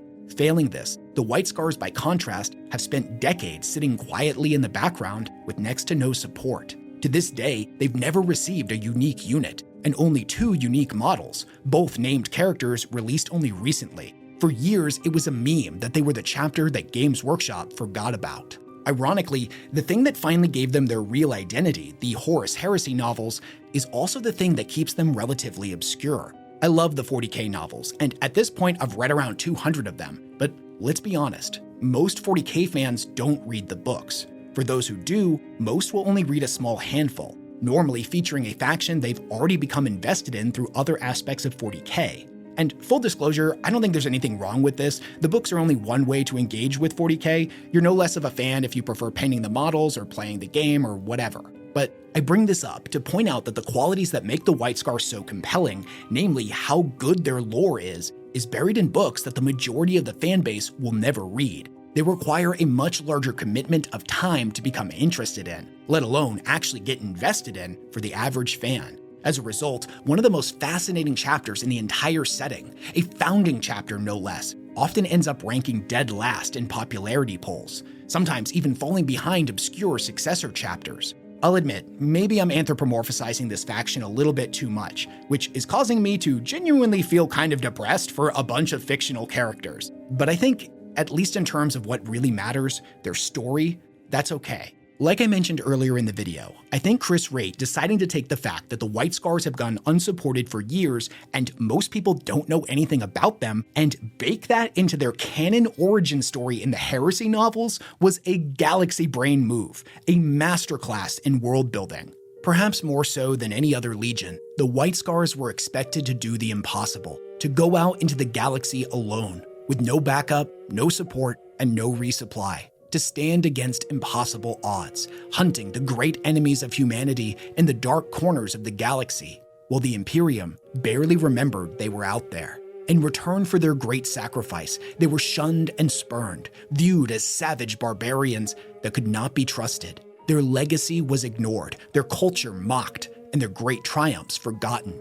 Yet none of that mattered to them. They accepted their role with quiet dignity, treating every day they managed to survive as a great personal victory. They never forgot who they were. They never sacrificed their culture or beliefs, and everything they did was in the name of humanity. By all accounts, they had every right to side with Horus. Of all of the legions, they were the ones who could have been argued had the best case for seeing such an act as justifiable. But they never did. Even the Magyar-Mazan, who attempted the coup, saw the error in their judgment and died atoning for their mistake. And let me tell you, as an Iron Warriors fan, I couldn't help but compare the two factions as I was working on this video, and I'm not gonna lie, it was kind of sobering. Just like the Scars, the Iron Warriors were also given thankless assignments, grinding wars of attrition, brutal sieges, endless thankless labor. But where Perturabo and his legions saw those burdens as great insults that ultimately festered into bitterness and betrayal, the White Scars took a very different lesson from it.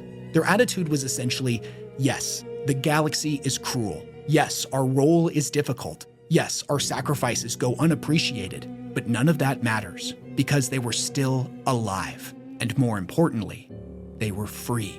I want to leave you with a quote from my favorite White Scars character, Yasugai, that sums up this philosophy in a way only a Chogorian can.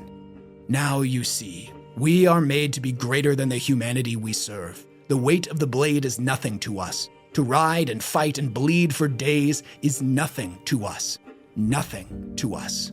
We are made higher, and so we lose that part that a child and an old man and a father looking into his child's eyes knows, that the next step is not a promise, that to live is to fight.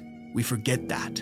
We forget that life is weakness in the face of eternity. To take the next step only matters if you must fight for it, for the last fraction of ourselves. And taking it, you see yourself true and clear.